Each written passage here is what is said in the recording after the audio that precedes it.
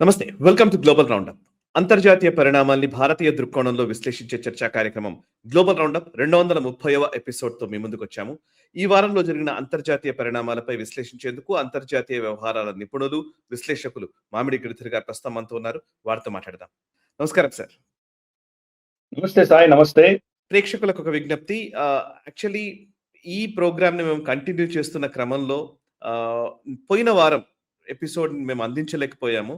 Actually Giridhar గారు చాలా ఒత్తిడిలో, అంటే నిజానికి చెప్పాలంటే చాలా ప్రయాణాలు చేస్తూ వస్తూ ఉన్నారు వారు. మరి తీరిక కుదిరిన టైంలో వారు మనకు అవైలబుల్‌గా ఉన్న టైంలో వాళ్ళు మనం ఈ రికార్డ్ చేయాల్సొస్తోంది. అండ్ నిజానికి చాలా బిజీగా వారు తిరుగుతున్నప్పటికీ కూడా గ్లోబల్ రౌండప్ మిస్ కాకుండా వారు చేస్తూ వస్తున్నారు.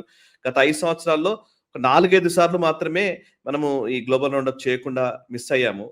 ఆల్మోస్ట్ అన్ని వారాలు కూడా ఎక్కడున్నా కూడా అందించే ప్రయత్నం చేస్తున్నాము. ప్లీజ్ అర్థం చేసుకోవాల్సిందిగా కోరుతూ ఉన్నాను.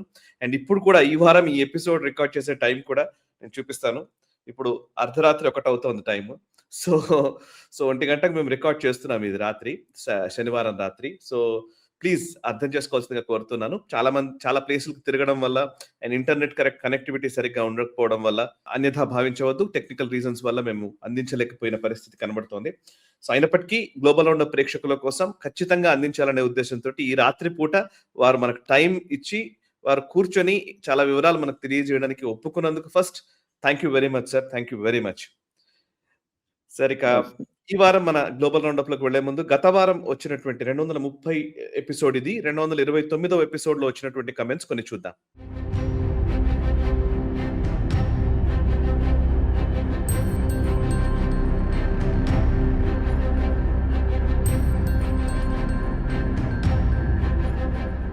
సో, చూసారు కదా!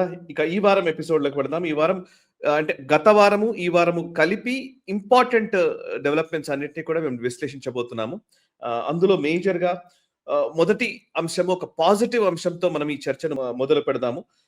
పాజిటివ్ అంశం ఏంటంటే భారతదేశము డాలరైజేషన్ గురించి మనం ప్రపంచవ్యాప్తంగా మాట్లాడుతూ ఉన్నారు.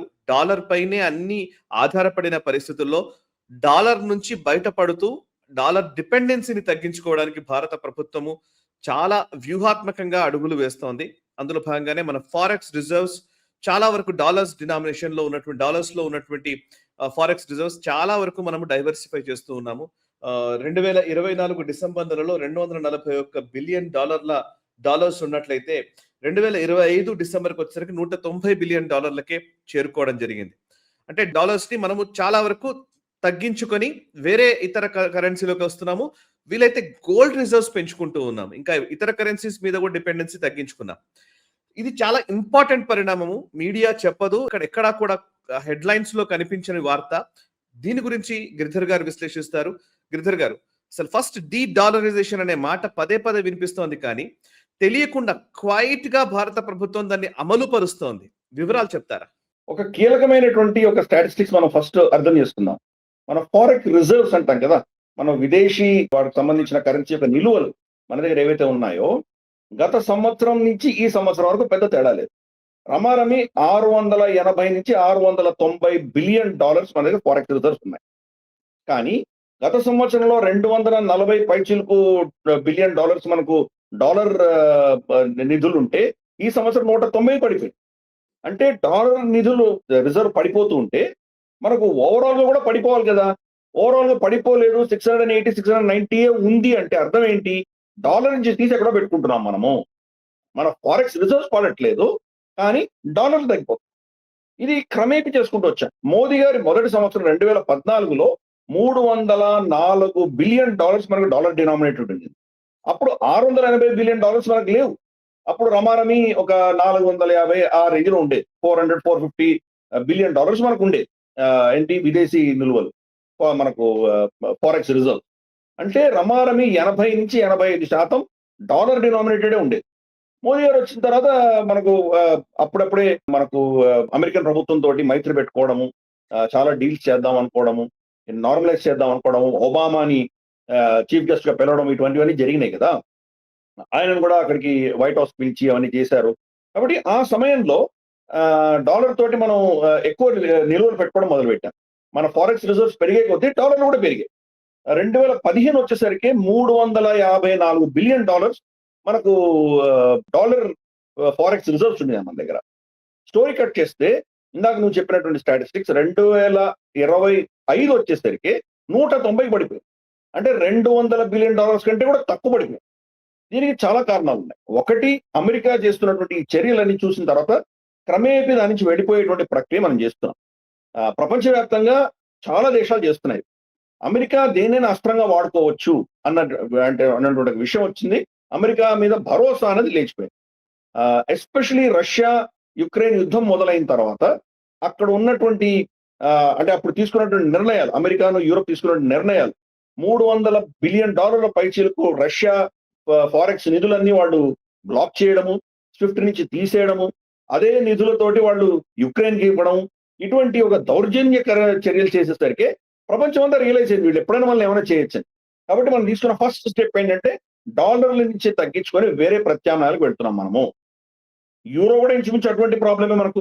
ఎందుకంటే యూరో డాలర్ల పెద్ద తేడా లేదు. యూరో కూడా మన మీద బ్యాన్ చేయొచ్చు. ఆఫ్టర్ ఆల్ యూరోపియన్ యూనియన్ కూడా మనకు రష్యా మీద వాళ్ళు ఆంక్షలు విధించారు కదా, వాళ్ళని కూడా డాలర్ యూరో నుంచి కట్ చేశారు కదా. అందుకని ప్రత్యామ్నాయం ఏంటి అది చూసుకుంటున్నాం మనం. అలాగే మనం బంగారం మీద ఇన్వెస్ట్ చేసుకుంటూ వెళ్ళారు మోదీ గారు.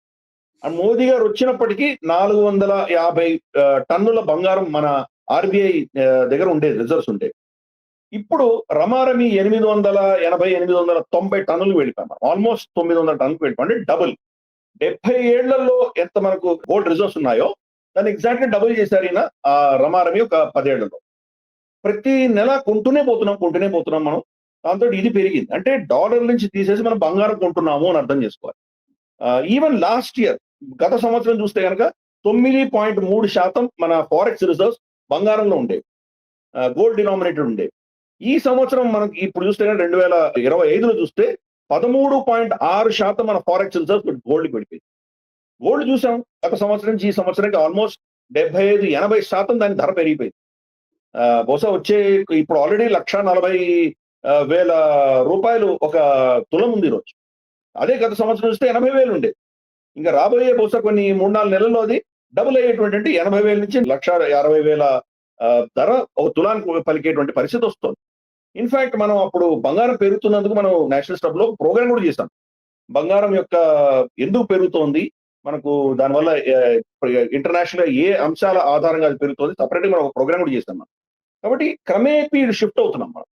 ఇంకొకటి రెండవ స్టెప్ ఏం చేసాం మనము, రమారమి 270-300 టన్నులు బంగారము యూకేలో ఉన్నటువంటి మన కొదవబెట్టినటువంటిది కావచ్చు, లేదా కొన్నగానే అక్కడే ఉన్నటువంటిది కావచ్చు, మన దేశానికి షిఫ్ట్ చేసాం మనం. ఇప్పటి కూడా ఇంకా 270 టన్నులు ఇంకా మనకు బ్యాంక్ ఆఫ్ ఇంగ్లాండ్ కానీ లేదా బ్యాంక్ ఆఫ్ స్విట్జర్లాండ్ కానీ వీటిలో ఇంకా ఉన్నాయి మనవి. అంటే ఒకటేసారి అన్ని తెస్తే కనుక ఏదో ప్రమాదం ఉంది అని అందరూ భయపడతారు. కాబట్టి 50 టన్నులు 100 టన్నులు మెల్లిమెల్లిగా తీసుకొస్తున్నాం.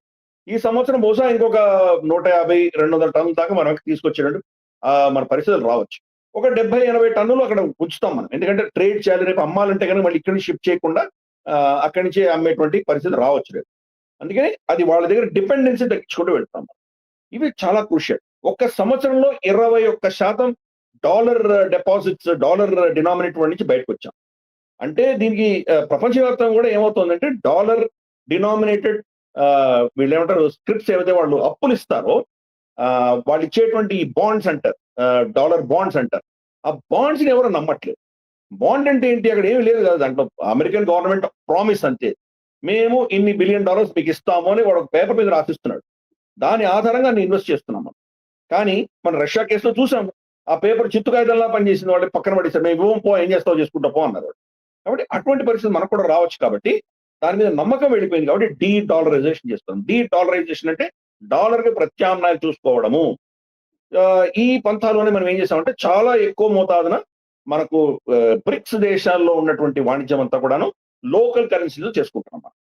అంటే మనము చైనా యువాన్ లో చేసుకుంటున్నాము, మనము రష్యా వచ్చేసి మనకు యువాన్ కానీ లేదా రూపాయల్లో కానీ రూబుల్స్ లో కానీ చేస్తున్నాము.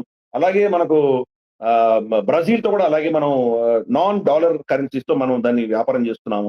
యుఏఈ తోటి కూడా మనం రూపీ, దిర్హం ఈ ట్రేడ్ పెట్టుకున్నాము. అలాగే మన యూపీఐ చాలా 100 దేశాల పైన మనం యూపీఐ ఇచ్చాము. కాబట్టి డాలర్ లేకుండా మనం ట్రాన్సాక్షన్ చేసుకోవడానికి ఇవన్నీ కూడా పెట్టుకుంటున్నాం. సో ఎన్నో అంశాల్లో క్రమేపీ డాలర్ వాళ్ళ మన మీద అస్త్రంగా వాడకుండా అమెరికా యొక్క ఆధిపత్యాన్ని తగ్గించుకుంటూ వస్తున్నాం. ఇప్పుడు మన దేశంలో రమారమి 50% మన ఫారెక్స్ రిజర్వ్స్ ఈ యొక్క డాలర్ గాని, యూరో గాని డినామినేటెడ్ ఉన్నాయి. ఇప్పుడు $190 అంటే గనుక మనకు $680 ఎంతో మనం అర్థం చేసుకోవచ్చు. రమారమి ఆల్మోస్ట్ 40%, 50% అంటే పడిపోయాం. 35-40% వచ్చేసాం మనం. సో అలా తగ్గించుకుంటూ వస్తున్నాం. క్రమేపీ దాన్ని తగ్గించుకుంటూ వస్తున్నాం. డీడాలరైజేషన్ బ్రిక్స్ దేశాలు చేస్తున్నాయి. అందుకనే డొనాల్డ్ ట్రంప్ ఎవరి మీద టారిఫ్లు ఎక్కువ వేసాడని చూస్తే అన్ని బ్రిక్స్ దేశాల మీదే వేశాడు. ఒకటి, రష్యాని కంప్లీట్ గా బ్యాన్ చేశాడు. రష్యా $300 బిలియన్ కబ్జా చేసుకున్నాడు. 2, చైనా మీద ప్రగల్భాలు పలికాడు. 140% అని, 245% అని అన్ని అన్న తర్వాత వాళ్ళు ఎక్కడ స్క్వీజ్ చేయాలో అక్కడ స్క్వీజ్ చేశారు. వీళ్ళ సోయాబీన్ కొనడం మానేశారు, కంకులు కొనడం మానేశారు, ప్లస్ వీళ్ళకి అమ్మవలసినటువంటి ఈ రేర్ ఎర్త్ మినరల్స్ అమ్మడం మానేశారు. సో కాళ్ల బేరానికి వచ్చి సంవత్సరం దాకా పోస్ట్ పోన్ చేసి కూర్చున్నాడు డొనాల్డ్ ట్రంప్. మరి అందరికంటే ఎక్కువ చమురు రష్యా నుంచి చైనా కొంటుంది. కానీ చైనా మీద టారిఫ్లు వేసే దమ్ము, ధైర్యం లేదు ఈరోజు డొనాల్డ్ ట్రంప్. మొత్తం వాళ్ళ ఎకానమీ అంతా ఈరోజు వాళ్ళ చేతిలో ఉంది. F-35 వాళ్ళు రేపు ఎగరాలంటే కనుక వీళ్ళు రేర్ ఎర్త్ మినరల్స్ ఇస్తే కానీ వాళ్ళు ఏం చేయలేరు. వాళ్ళ డిఫెన్స్ అంతా వాళ్ళ చేతిలో ఉంది, టెక్నాలజీ అంతా వాళ్ళ చేతిలో ఉంది, చైనా చేతిలో. కాబట్టి వాళ్ళు ఏం చేయలేకపోయారు. సో అది 2వ దేశం. 3వ దేశం భారతదేశం.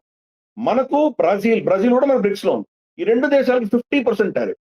ప్రపంచంలో హైయెస్ట్ టారిఫ్ ఈ 2 దేశాల మీద ఉంది. ఇద్దరికి కారణాలు ఆపోజిట్ కారణాలు.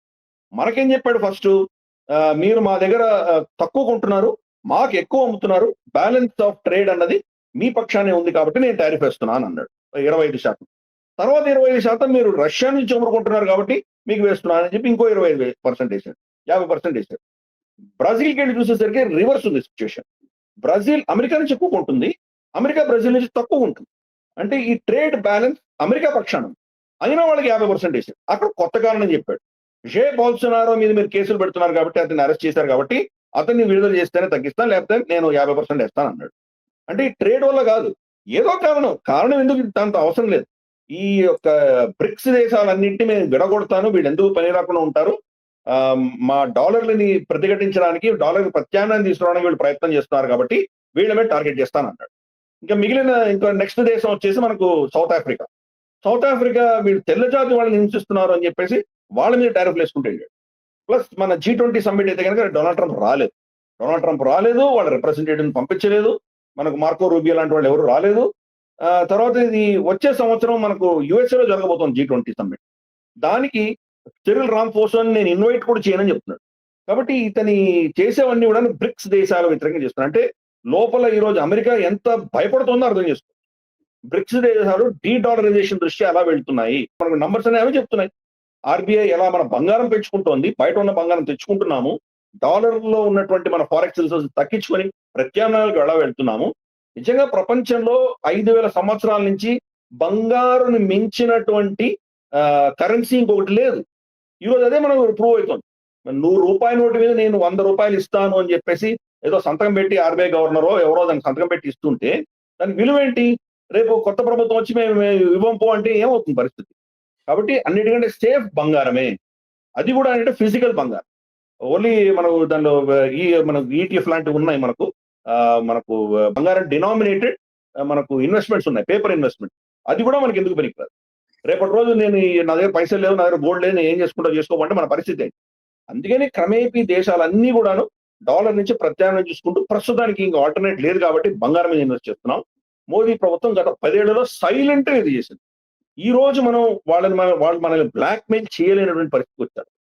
అందుకని మనం అర్థం చేసుకోవచ్చు. అలాగే వాళ్ళ కంకులు ఏవైతే కొద్దో గొప్ప మనం ఏదో ఇంపోర్ట్ చేసుకుని దాని మీద 30% టారిఫ్ వేస్తాం. సో ఎక్కడ వాళ్ళని హ్యాండిల్ చేయాలో ఆ లెవెల్ హ్యాండిల్ చేస్తున్నాము. పెద్ద న్యూస్ పేపర్ హెడ్లైన్స్ లేదు. మనకు షీ జిన్పింగ్ కానీ, లేదా మనకు లూలా డిసిల్వా బ్రెజిల్ సంబంధించిన అతను కానీ, సిరిల్ రామఫోసా కానీ వీళ్ళు డైరెక్ట్ గా ఓపెన్ గా డొనాల్డ్ ట్రంప్ తోటి యుద్ధాలు దిగారు. మనం యుద్ధాలు దిగడం కాదు కదా, ఆయన నుంచి ఫోన్ కూడా తీసుకోవట్లేదు మోదీ గారు.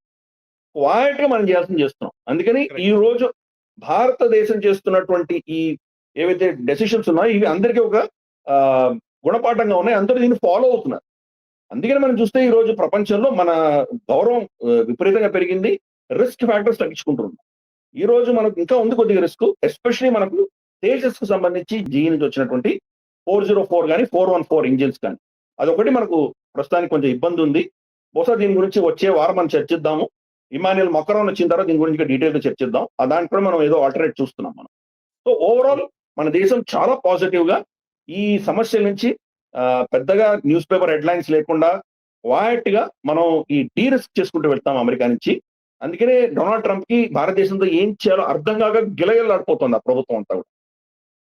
సో మనం నిజంగా మోదీ గారిని ఈ అంశంలో నిజంగా అభినందించాలి. అపోజిషన్ ఎంత అరిచినా తిట్టినా నువ్వు దాసోహం అన్నావు అని ఎంత అన్నా కానీ ఆయన పట్టించుకోలేదు. క్వైట్ గా భారతదేశం యొక్క మన ఇంట్రెస్ట్ కాపాడడానికి, మన సార్వభౌమత్వాన్ని కాపాడడానికి, వాళ్ళ బ్లాక్ మెయిల్ నుంచి తట్టుకోవడానికి ఆయన చాలా అద్భుతంగా చేశారు. కాబట్టి ఇది ఒక అద్భుతమైన న్యూస్ మనం చూస్తాం. Yes sir. ఇక నెక్స్ట్ అంశంలోకి వెళ్దాం సార్. మీరు ఇందాక అన్నట్టుగా ఇమాన్యుయల్ మాక్రోన్ నెక్స్ట్ వీక్ వచ్చే అవకాశం ఉంది కాబట్టి ఇటు జర్మన్ ఛాన్సలర్ ఫ్రెడరిక్ మెర్జ్ భారతదేశంలో పర్యటిస్తూ ఉన్నారు. సో జనవరి 12, 13 తేదీల్లో ఆయన పర్యటన సాగింది. ఇక్కడ ప్రస్తుతం మెర్జ్ పర్యటనని ఎట్లా అర్థం చేసుకోవాలి? ఇప్పుడు యాక్చువల్లీ అమెరికాతో భారతదేశానికి ఎక్కడో పొరపచ్చాలు ఉన్న పరిస్థితి ఉన్న టైంలో యూరోపియన్ నేతలు భారతదేశం వైపు చూస్తున్న పరిస్థితులు కనబడుతున్నాయి కదా. సో మొన్ననే మనం యూకేతో మంచి ఫ్రీ ట్రేడ్ డీల్ చేసుకున్నాము అండ్ పెద్ద డెలిగేషన్ ఇక్కడికి వచ్చింది. దాని గురించి మనం డిస్కస్ చేశాము. ఇప్పుడు జర్మన్ ఛాన్సలర్ ఇక్కడికి వచ్చాడు, లేదా ఇమాన్యుయల్ మాక్రోన్ రాబోతున్నారు. ఇటలీతో మన సంబంధాలు చాలా మెరుగ్గా నడుస్తూ ఉన్నాయి. అటు రష్యాతో బాగానే సంబంధాలు నడుపుతూ ఉన్నాం. సో ఈ నేపథ్యంలో దీన్ని ఎలా అర్థం చేసుకోవాలి? అండ్ జర్మన్ ఛాన్సలర్ విజిట్ లో హైలైట్స్ ఏంటి? చాలా ఉన్నాయి. వాళ్ళకు కూడా మన అవసరం చాలా ఉంది. ఎందుకంటే యాంజెలా మెర్కెల్ ఉన్నప్పుడు వాళ్ళ మొత్తం ఎకానమీని చైనాకి హస్తగతం చేసింది. పైపెచ్చు ఆవిడ లెఫ్టిస్ట్ భావజాలాలతోటి ఇమిగ్రేషన్ చాలా అలౌ చేసింది. ఈ రోజు వాళ్ళు చాలా క్లిష్ట పరిస్థితిలో ఉన్నారు. రష్యా తోటి వాళ్ళు తెగదంపులు చేసుకుని రష్యా మీద ఆంక్షలు విధించి వాళ్ళ అక్కడి నుంచి వచ్చేటువంటి ఎనర్జీ, గ్యాస్ కావచ్చు, పెట్రోల్ కావచ్చు, దాన్ని కట్ చేసుకున్నారు. వాళ్ళు కట్ చేయలేదు, బహుశా అమెరికా దాన్ని పే చేసింది నార్డ్ స్ట్రీమ్ పైప్ లైన్. దానివల్ల వాళ్ళు చాలా ఇబ్బందుల్లో ఉన్నారు. వాళ్ళకి ఆల్టర్నేటివ్ ఏంటి? వాళ్ళ మ్యానుఫ్యాక్చరింగ్ అంతా కూడాను చైనాకి షిఫ్ట్ అవుతుంది. ఎవరైతే వాళ్ళని కంప్లీట్ గా కబ్జా చేసుకుని వాళ్ళని ఒక క్యాన్సర్ లాగా జర్మనీని తినేస్తోందో అదే దేశానికి వీళ్ళు వెళ్ళి పెట్టుబడి పెట్టాల్సి వచ్చిన పరిస్థితి. మర్సిడీస్ బెన్స్ కానీ, BASF కానీ, ఇటువంటి వాళ్ళ చాలా జర్మన్ కంపెనీస్ అన్ని అక్కడికి వెళ్తున్నారు. ప్రత్యామ్నాయం లేకుండా పోయారు. లిటరల్ గా ఈరోజు చైనాకు దాసోహం బానిస అయ్యేటువంటి పరిస్థితి జర్మనీకి ఉంది. ఇక్కడ చూస్తేనేమో అమెరికా బెదిరిస్తున్నారు వాళ్ళు. అమెరికా వాళ్ళకు మీరు మా సామంతులు, మీరు ఎందుకు పనికిరానలాగా వాళ్ళు ప్రవర్తిస్తున్నారు. కాబట్టి ఈ పరిస్థితుల్లో వాళ్ళకి ఏదో ఒక ఊరట కావాలి. అందుకని భారతదేశం చాలా కీలకం వాళ్ళు.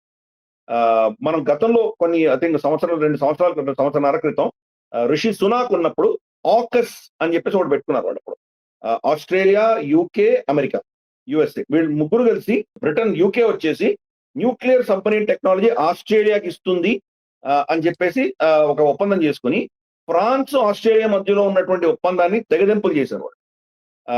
ఇప్పుడు స్టోరీ కట్ చేస్తే ఏంటంటే ఆస్ట్రేలియా నిండా మునిగిపోయింది. ఈ ఆకర్స్ లేదు, ఏమీ లేదు, వాళ్ళకి న్యూక్లియర్ టెక్నాలజీ రావట్లేదు. బహుశా వాళ్ళు ఫ్రాన్స్ తోటి అప్పుడే పెట్టుకొని ఉంటే కనుక వాళ్ళు సేఫ్ గా ఉండేవాళ్ళు. కాబట్టి ఈ రోజు యూరోప్ లో అందరు కూడా వాళ్ళకి అర్థమవుతోంది అమెరికా ఏదో విధంగా సతాయిస్తుంది, మనకు ఏదో విధంగా కష్టపెడుతుంది, కాబట్టి మనం దీనికి దూరంగా ఉండాలని అర్థమైంది. జర్మన్ ఛాన్సలర్ రావడానికి కూడా అదే కారణం. మనతోటి సంబంధాలు పెట్టుకుంటే వాళ్ళకి ప్రత్యామ్నాయాలు ఉంటాయి, ఆల్టర్నేటివ్స్ ఉంటాయి. ఎదుగుతున్నటువంటి దేశం మనం ఈ రోజు ఆల్రెడీ జర్మనీకి జస్ట్ కొద్దిగా ఉన్నాం, మనం కొద్ది కింద ఉన్నాం. వాళ్ళు 4.5 ట్రిలియన్ డాలర్స్ ఉన్నారు, మనం 4.1 లో ఉన్నాం. బహుశా ఒక 2 సంవత్సరాల్లో వాళ్ళని ఓవర్టేక్ చేయబోతున్నాం. మనం ఓవర్టేక్ చేసి మనం 3rd స్థానానికి వెళ్తున్నాం. ఈ రోజు జర్మనీ 3rd స్థానంలో. అంటే మొత్తం 1, 2 ఈ రెండు number 1 economy USA, number 2 economy China, వీళ్ళిద్దరితోటి అనుసంధానమే ఉన్నారు. రేపటి రోజు మనం వాళ్ళని తలదన్నే పరిస్థితికి వస్తున్నాం. కాబట్టి మనతోటి సత్సంబంధాలు పెట్టుకొని మనతో వాణిజ్యం చేస్తేనే వాళ్ళకు ఒక ఆల్టర్నేట్ దొరుకుతుంది. లేకపోతే చైనా కావచ్చు, అమెరికా కావచ్చు, వీళ్ళని వాడుకుంటున్నారు, వీళ్ళని బ్లాక్మెయిల్ చేస్తున్నారు. ఇటువంటి బ్లాక్మెయిల్ లేకుండా క్లీన్ పార్ట్నర్షిప్ ఉన్నది భారతదేశం. అందుకే నేను ఇక్కడ వచ్చాను. మోదీ గారు చూసాము ఓపెన్ జీప్ లో పతంగులు ఎగరేస్తూ ఆయన అహ్మదాబాద్ తీసుకెళ్లారు. అక్కడ సంక్రాంతి టైంలో మనకు అక్కడ చాలా ఫేమస్ కదా, పతంగుల ఫెస్టివల్ జరుగుతుంది ఓపెన్ జీప్ లో. అంటే ఎటువంటి మెసేజ్ ఇస్తుంది? అంతటి దేశాధినేతలు బాగా ఓపెన్ జీప్ లో వెళ్తుంటే సెక్యూరిటీ రిస్క్ ఎంత ఉంటుంది? వాళ్ళని ఎక్కడి నుంచో స్నైపర్ కొట్టచ్చు కదా వాళ్ళని. కాబట్టి అటువంటి భయం లేకుండా ఓపెన్ గా తీసుకెళ్లారంటే ఈ దేశం ఎంత సురక్షితమో అనే మెసేజ్ పంపించారు. ఇక్కడ ఇన్వెస్ట్మెంట్స్ పెడితే మీకు చాలా హాయిగా ఉంటుంది, సురక్షితంగా ఉంటారు మీరని ఒక సాఫ్ట్ మెసేజ్ పెట్టింది. అలాగే మనకు ఎస్పెషలీ మన నేవీకి సంబంధించి టిస్సాన్ కార్ప్ అని చెప్పేసి ఒక గ్రూప్ ఉంది అక్కడ జర్మనీలో. వాళ్ళ దగ్గర సబ్మరీన్ టెక్నాలజీ చాలా అద్భుతంగా ఉంటుంది. సో మనకు ప్రాజెక్ట్ P-75I కావచ్చు, 76 కావచ్చు, వీటికి సంబంధించి మనం చాలా ఒప్పందాలు చేసుకున్నాం. అఫ్ కోర్స్ ఇది మనకు క్షేత్రంలో దాని గురించి డిస్కస్ చేద్దాం. బహుశా అది కాంట్రాక్ట్ డీటెయిల్స్ మొత్తం బయటకు వచ్చాక చేద్దాం. బట్ ఒక సాఫ్ట్ ఒప్పందం అయితే అయిపోయింది. తెస్సన్ కోర్ప్ మన సబ్‌మరీన్ ప్రాజెక్ట్ సంబంధించి వాళ్ళు మనకు సహాయం చేయబోతున్నారు వాళ్ళు. అలాగే వాళ్ళు ట్రాన్సిట్ వీసా ఇచ్చారు. అంటే ఇంకెక్కడికైనా భారతీయులు వెళ్తుంటే వాళ్ళకు జర్మనీ వీసా తీసుకోక్కర్లేదు. అంటే ఫార్వర్డ్ టికెట్ ఉంటే గనక 1, 2 రోజులు ఉండి అక్కడి నుంచి మనం వెళ్ళొచ్చు. సో ఆఫ్‌కోర్స్ యూరోపియన్ దేశాలు ఏవి మనకు వీసా ఫ్రీ ట్రావెల్ ఇవ్వవు. కానీ జర్మనీ ఇప్పుడు మెల్లిమెల్లిగా మనల్ని ఓపెన్ చేస్తోంది. ఎందుకంటే డిఫెన్స్ డీల్స్ ఒక సైడ్ అయితే, రెండవది ఫ్రీ ట్రేడ్ కూడా మనకు యూరోపియన్ యూనియన్‌తో జరగబోతోంది త్వరలో. అది కూడా బహుశా నేను అనుకోవడం ఏంటంటే, యూఎస్ఏ తోటి ట్రేడ్ డీల్ కంటే కూడా ముందరే యూరోపియన్ ట్రేడ్ డీల్ అయిపోతుంది. ఈరోజు యూరోప్‌కి చాలా మన అవసరం ఉంది. కాబట్టి ఈ డొనాల్డ్ ట్రంప్ చేస్తున్న ఈ పిచ్చి పనులకన్నిటికి డెన్మార్క్ సంబంధించి ఎలా చేస్తున్నాడు, గ్రీన్లాండ్ సంబంధించి ఏం చేస్తున్నాడు, ఇమ్మాన్యుయల్ మెక్రాన్ ఎలా ఇన్సల్ట్ చేశాడు, ఇవన్నీ చాలా అంశాలు ఉన్నాయి కాబట్టి వాళ్ళు మనకు లెక్చర్ ఇంతవరకు లెక్చర్లు ఇచ్చేవాడు మనకు యూరోప్. మనం ఏమన్నా మీరు లెక్చర్ ఇస్తే మాకు సంబంధం లేదు, మేము పట్టించుకోము, మీరు మాతోటి వాణిజ్యం ఈక్వల్ పార్ట్నర్స్ వస్తే మేము ఎంకరేజ్ చేస్తామని చెప్పాం. కాబట్టి వాళ్ళు మెట్లు దిగి వచ్చారు. ఇప్పుడు ఆ డీల్ అనేది చాలా సీరియస్ గా జరుగుతోంది. బహుశా అది కూడా వస్తుంది. ఆ దృష్ట్యా మనకు ఈయన విజిట్ అనేది చాలా కీలకం. ఇక్కడి నుంచి వెళ్ళంగానే మనం చూసాం ఈయన రియాక్షన్ ఏంటో. ఇంతవరకు కూడా రష్యా అంటే ఒక రాక్షసుడు, హిట్లరు, ఒక పిశాచి, ఇటువంటి పచ్చి బూతులు తిట్టినటువంటి దేశాలన్నీ కూడా సడన్ గా ఈరోజు రష్యాతో మనం మాట్లాడాలని మొదలు పెట్టారు. మరి భారతదేశం నుంచి వెళ్ళంగానే 24 గంటలు ఆయన ఇచ్చిన స్టేట్మెంట్ ఏంటంటే రష్యా యూరోపియన్ దేశం అని సడన్ గా గుర్తొచ్చింది. ఇంతవరకు వాళ్ళ మీద ఆంక్షలు విధించి వాళ్ళని తిట్టి వాళ్ళ మీద చెరవ అక్కర్లేదు మాకు కట్ చేసుకుంటాం అన్నటువంటి వ్యక్తి సడన్ గా ఈరోజు రష్యాతో మనం డీల్ చేయాలి, వాళ్ళతో మాట్లాడాలి, వాళ్ళు కూడా యూరోపియన్ దేశమే అని చెప్పి సడన్ గా ఆయనకు ఒక ప్రేమ పుట్టుకొచ్చింది రష్యా మీద. మనకు జార్జియో మెలోని కూడా అదే చెప్తాం, మనకు టైం అయింది, ఇప్పుడు టైం వచ్చింది, మనం రష్యాతో మాట్లాడడం మొదలు పెట్టాలి మేము అంటే. అమెరికా వీళ్ళందరినీ ఇగ్నోర్ చేసింది. డైరెక్ట్ గా వ్లాడిమిర్ పుటిన్ తో మాట్లాడుకుంటుంది, జెలెన్స్కీ కూడా పక్కన పెట్టి వాళ్ళు ఏదో ఈ డాన్బాస్ ఏరియా తర్వాత యుక్రెయిన్ ఏరియాస్ ఏవైతే వీళ్ళు కబ్జా చేస్తున్నారో అక్కడ మొత్తం కాంట్రాక్ట్స్ అని అమెరికన్ కంపెనీస్కి వచ్చేలాగు అమెరికా రష్యా ఏం చేసినా వాళ్ళు పట్టించుకోనంత ఒక ఒప్పందం అయిపోయింది. అక్కడ యూరోపియన్ యూనియన్ పక్కన పెట్టారు, యుక్రెయిన్ పక్కన పెట్టారు. కాబట్టి వీళ్ళందరికీ కూడా ఇప్పుడు భారతదేశం అవసరం వచ్చింది. అలాగే మోదీ గారి దగ్గర నుంచి వెళ్ళంగానే ఇమ్మీడియట్ గా రష్యా తోటి మైత్రి అని పెట్టారు. అంటే బ్యాక్ ఎండ్ లో మోదీ గారు ఏం చెప్పారు అని మనకు తెలియదు. సో ఈ బ్యాక్ ఎండ్ పాలిటిక్స్ కూడా మనం చేస్తున్నాం. సో అందుకని అమెరికాతో మీకు ఇబ్బందులు ఉన్నాయి కాబట్టి మీరు కొంచెం మీ దేశపు ఇంట్రెస్ట్ ఆధారంగా మీరు ప్రవర్తించండి అని మోదీ గారు తప్పకుండా ఆయనకు హితోపదేశం చేసినట్టు కనిపిస్తోంది. వాళ్ళలో ఇప్పుడు యూరోపియన్ లీడర్స్ లో మార్పు మనకు కనిపిస్తుంది. వచ్చే వారం ఇమ్మాన్యుయల్ మక్రాన్ కూడా రాబోతున్నాడు. అఫ్కోర్స్ అది ఇంకో డీటెయిల్ గా చర్చిద్దాం మనం. రఫైల్ డీల్స్ ఇటువంటి చాలా రాబోతున్నాయి. వీళ్ళందరూ కూడా యూరోపియన్ యూనియన్ సడన్ గా గుర్తు తెచ్చుకుంటున్నారు. ఇప్పుడు సడన్ గా వాళ్ళకి వేకప్ కాల్, భారతదేశం చేసిందే కరెక్ట్, మనం ఎవరి పక్షాన నిలబడలేదు, న్యూట్రల్ గా మన దేశానికి కోసమే, మన ఇంట్రెస్ట్ అని మన దేశానికి ఇంట్రెస్ట్ కోసం చేస్తున్నారు, వాళ్ళకి ఇప్పుడిప్పుడే రియలైజ్ అవుతున్నారు. Good luck. ఓకే, సరిగా మీరు కరెక్టే చెప్తున్న టైంలోనే నేను యుఎస్ కి సంబంధించినటువంటి వార్తనే ఉంది. యాక్చువల్లీ ఇప్పుడు యూరోప్ కి సంబంధించి డెన్మార్క్, యూకే, ఫ్రాన్స్ ఈ దేశాల మీద 10% టారిఫ్ ని యాడ్ చేశారు. గ్రీన్ ల్యాండ్స్ ని కబళించడానికి ఆయన ప్రయత్నం చేస్తున్న పరిస్థితి కనబడుతోంది. ది గ్రీన్ ల్యాండ్స్ ని టేక్ ఓవర్ చేసే విషయంలో అమెరికాకు వ్యతిరేకంగా ఎవరైతే రెస్పాండ్ అవుతున్నారో వాళ్ళపైన కూడా టారిఫ్స్ ఇస్తున్న పరిస్థితి. అందులో భాగంగానే డెన్మార్క్, యూకే, ఫ్రాన్స్ మీద 10% టారిఫ్ ని యాడ్ చేయడము. అండ్ అటు కొలంబియా, క్యూబా, పనామా విషయంలో కూడా అదే విధమైనటువంటి బెదిరింపు ధోరణులు కంటిన్యూ చేస్తూ ఉండడము, ఇవి రెండు చూస్తున్నాం. ఇంకోవైపు నేటో కొలాప్స్ అవుతుందా అనే ఒక చర్చ కూడా చాలా సీరియస్ గా వినిపిస్తోంది. ఇంక నేటో పని అయిపోయిందా, అంటే ఆ దేశాలన్నీ కలిసి ఒక కూటమిగా ఉండి ఒక వెస్టర్న్ దేశ ముఖ్యంగా హెజిమనీని, వాళ్ళ ఆధిపత్య ధోరణిని ప్రకటించే సందర్భంలో ఆధిపత్య దేశాలు అగ్రరాజ్యాలుగా పేర్కొనబడుతున్నటువంటి నేటో కూటమిలోనే ఒక పొరపచ్చాలు రావడంతో అది కూలిపోబోతోందా, అది మొత్తానికి డిస్పాంట్లు అవుతుందా? ఇవన్నీ కూడా ఏంటంటే మనం కొన్ని సైన్స్ కింద చూడాలి. కొన్ని చిహ్నాలు జరుగుతున్నటువంటి పరిణామాలు దానికి ఒక ఎగ్జాంపుల్స్ గా మనకు కనిపిస్తున్నాయి. ఇవన్నీ డాట్స్ అన్ని మనం కలిపి చూసామంటే అసలు జరుగుతోంది ఏంటంటే అమెరికా క్షీణిస్తాం. అమెరికా ప్రపంచవ్యాప్తంగా వాళ్ళకు ఉన్నటువంటి వర్చస్సు, వాళ్ళకు ఉన్నటువంటి సూపర్ మేసిజం అంటారు ఇంగ్లీష్ లో, అంటే వాళ్ళకు ఏదైనటువంటి ఆధిపత్యపు ధోరణి ఏదైతే ఉందో దెబ్బతింటారు. వాళ్ళని ఎవరు గౌరవించట్టు. క్రమేపీ అందరూ కూడాను అమెరికా నుంచి ఎంత దూరంగా వెళ్దామని ప్రయత్నం చేస్తున్నారు. ఆల్మోస్ట్ మనకు రెండవ ప్రపంచ యుద్ధం తర్వాత ఇప్పుడు చూస్తే మనకు 80 ఏళ్లలో వీళ్ళందరూ అమెరికాతో అనుసంధానం అయిపోయి ఉన్నారు. రూల్స్ వాళ్ళే పెట్టారు. తర్వాత మనకు సైనిక శక్తి అమెరికా దగ్గర ఉంది. ప్రపంచవ్యాప్తంగా ఇన్స్టిట్యూషన్స్ వాళ్లే తయారు చేశారు. అలాగే మనం చూస్తే కనుక యుద్ధాలన్నీ కూడా వాళ్లే ప్రేరణ, అమెరికానే చేసింది. మిగతా అందరూ వీళ్ళు తోకలాగా వెళ్ళారు గతంలో. వీళ్ళ చట్టాలు అమెరికానే చేసింది. జర్మనీ కావచ్చు, జపాన్ కావచ్చు, ఇటువంటి వాళ్ళ చట్టాలన్నీ కూడా కొరియా వీళ్ళ చట్టాలని అమెరికానే చేసింది. సో ఇటువంటివన్నీ కూడాను మనం చూస్తే కనుక వాళ్ళ స్థావరాలు 800 ప్రపంచవ్యాప్తంగా వాళ్ళ 800 స్థావరాలు ఉన్నాయి అమెరికా. సో కాబట్టి అమెరికా తప్ప ఇంకా ప్రపంచం లేదు అన్నటువంటి పరిస్థితి నుంచి ఈరోజు మార్పులు చూస్తున్నాం మనం.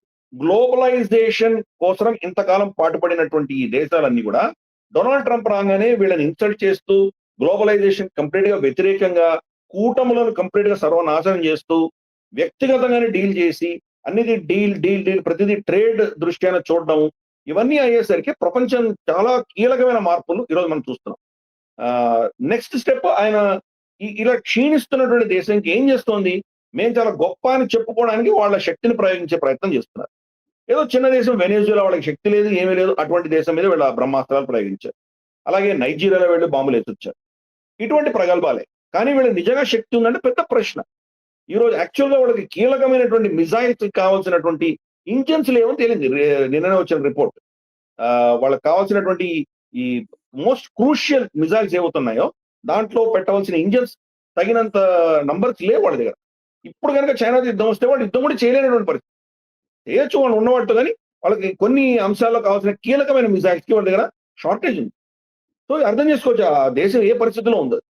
చిన్న చిన్న దేశాలను బెదిరించి మీద వాళ్ళందరూ దాసోహమంటారు అనుకునే ప్రయత్నం వాళ్ళు చేస్తున్నారు.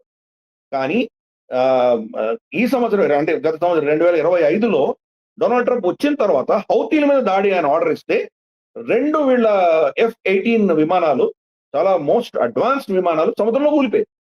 వాళ్ళు వేసేటువంటి మిజైల్ తట్టుకోలేక దాన్ని తప్పించుకోవడానికి వీళ్ళ మెనూవర్ చేసే షార్ప్ మెనూవర్ లో అవి కింద పడిపోయాయి, సముద్రంలో పడిపోయాయి. అంటే వీళ్ళ శక్తి ఏంటో అర్థమవుతోంది. తాలిబాన్ వాళ్ళు ప్యాంట్లు లుంగీలు వేసుకొని వాళ్ళు సైకిళ్ల మీద వచ్చినటువంటి చెప్పులు వేసుకొని వచ్చినటువంటి తాలిబాన్ కి వీళ్ళు దాసోమని సరెండర్ చేసి ఆ దేశం ఇచ్చేసి వచ్చేసారు వెనక్కి. కాబట్టి వీళ్ళ శక్తి ఏంటో వీళ్ళని నమ్మాలా లేదా ప్రపంచం అంతా చూస్తోంది. రేపటి రోజు నిజంగా ఆ దేశాలకు ఏమైనా విపత్కరమైన పరిస్థితి వస్తే అమెరికా వాళ్ళ సమర్థానికి రాదు అని వాళ్ళకి అర్థమైపోయింది. యూరోప్ కూడా అదే పరిస్థితి ఈరోజు. ఈరోజు చూస్తున్నాము డైరెక్ట్ గా పుటిన్తో మాట్లాడేసుకొని ఆయనే డీల్ చేసేస్తున్నాడు. వీళ్ళందరినీ ఇగ్నోర్ చేశాడు.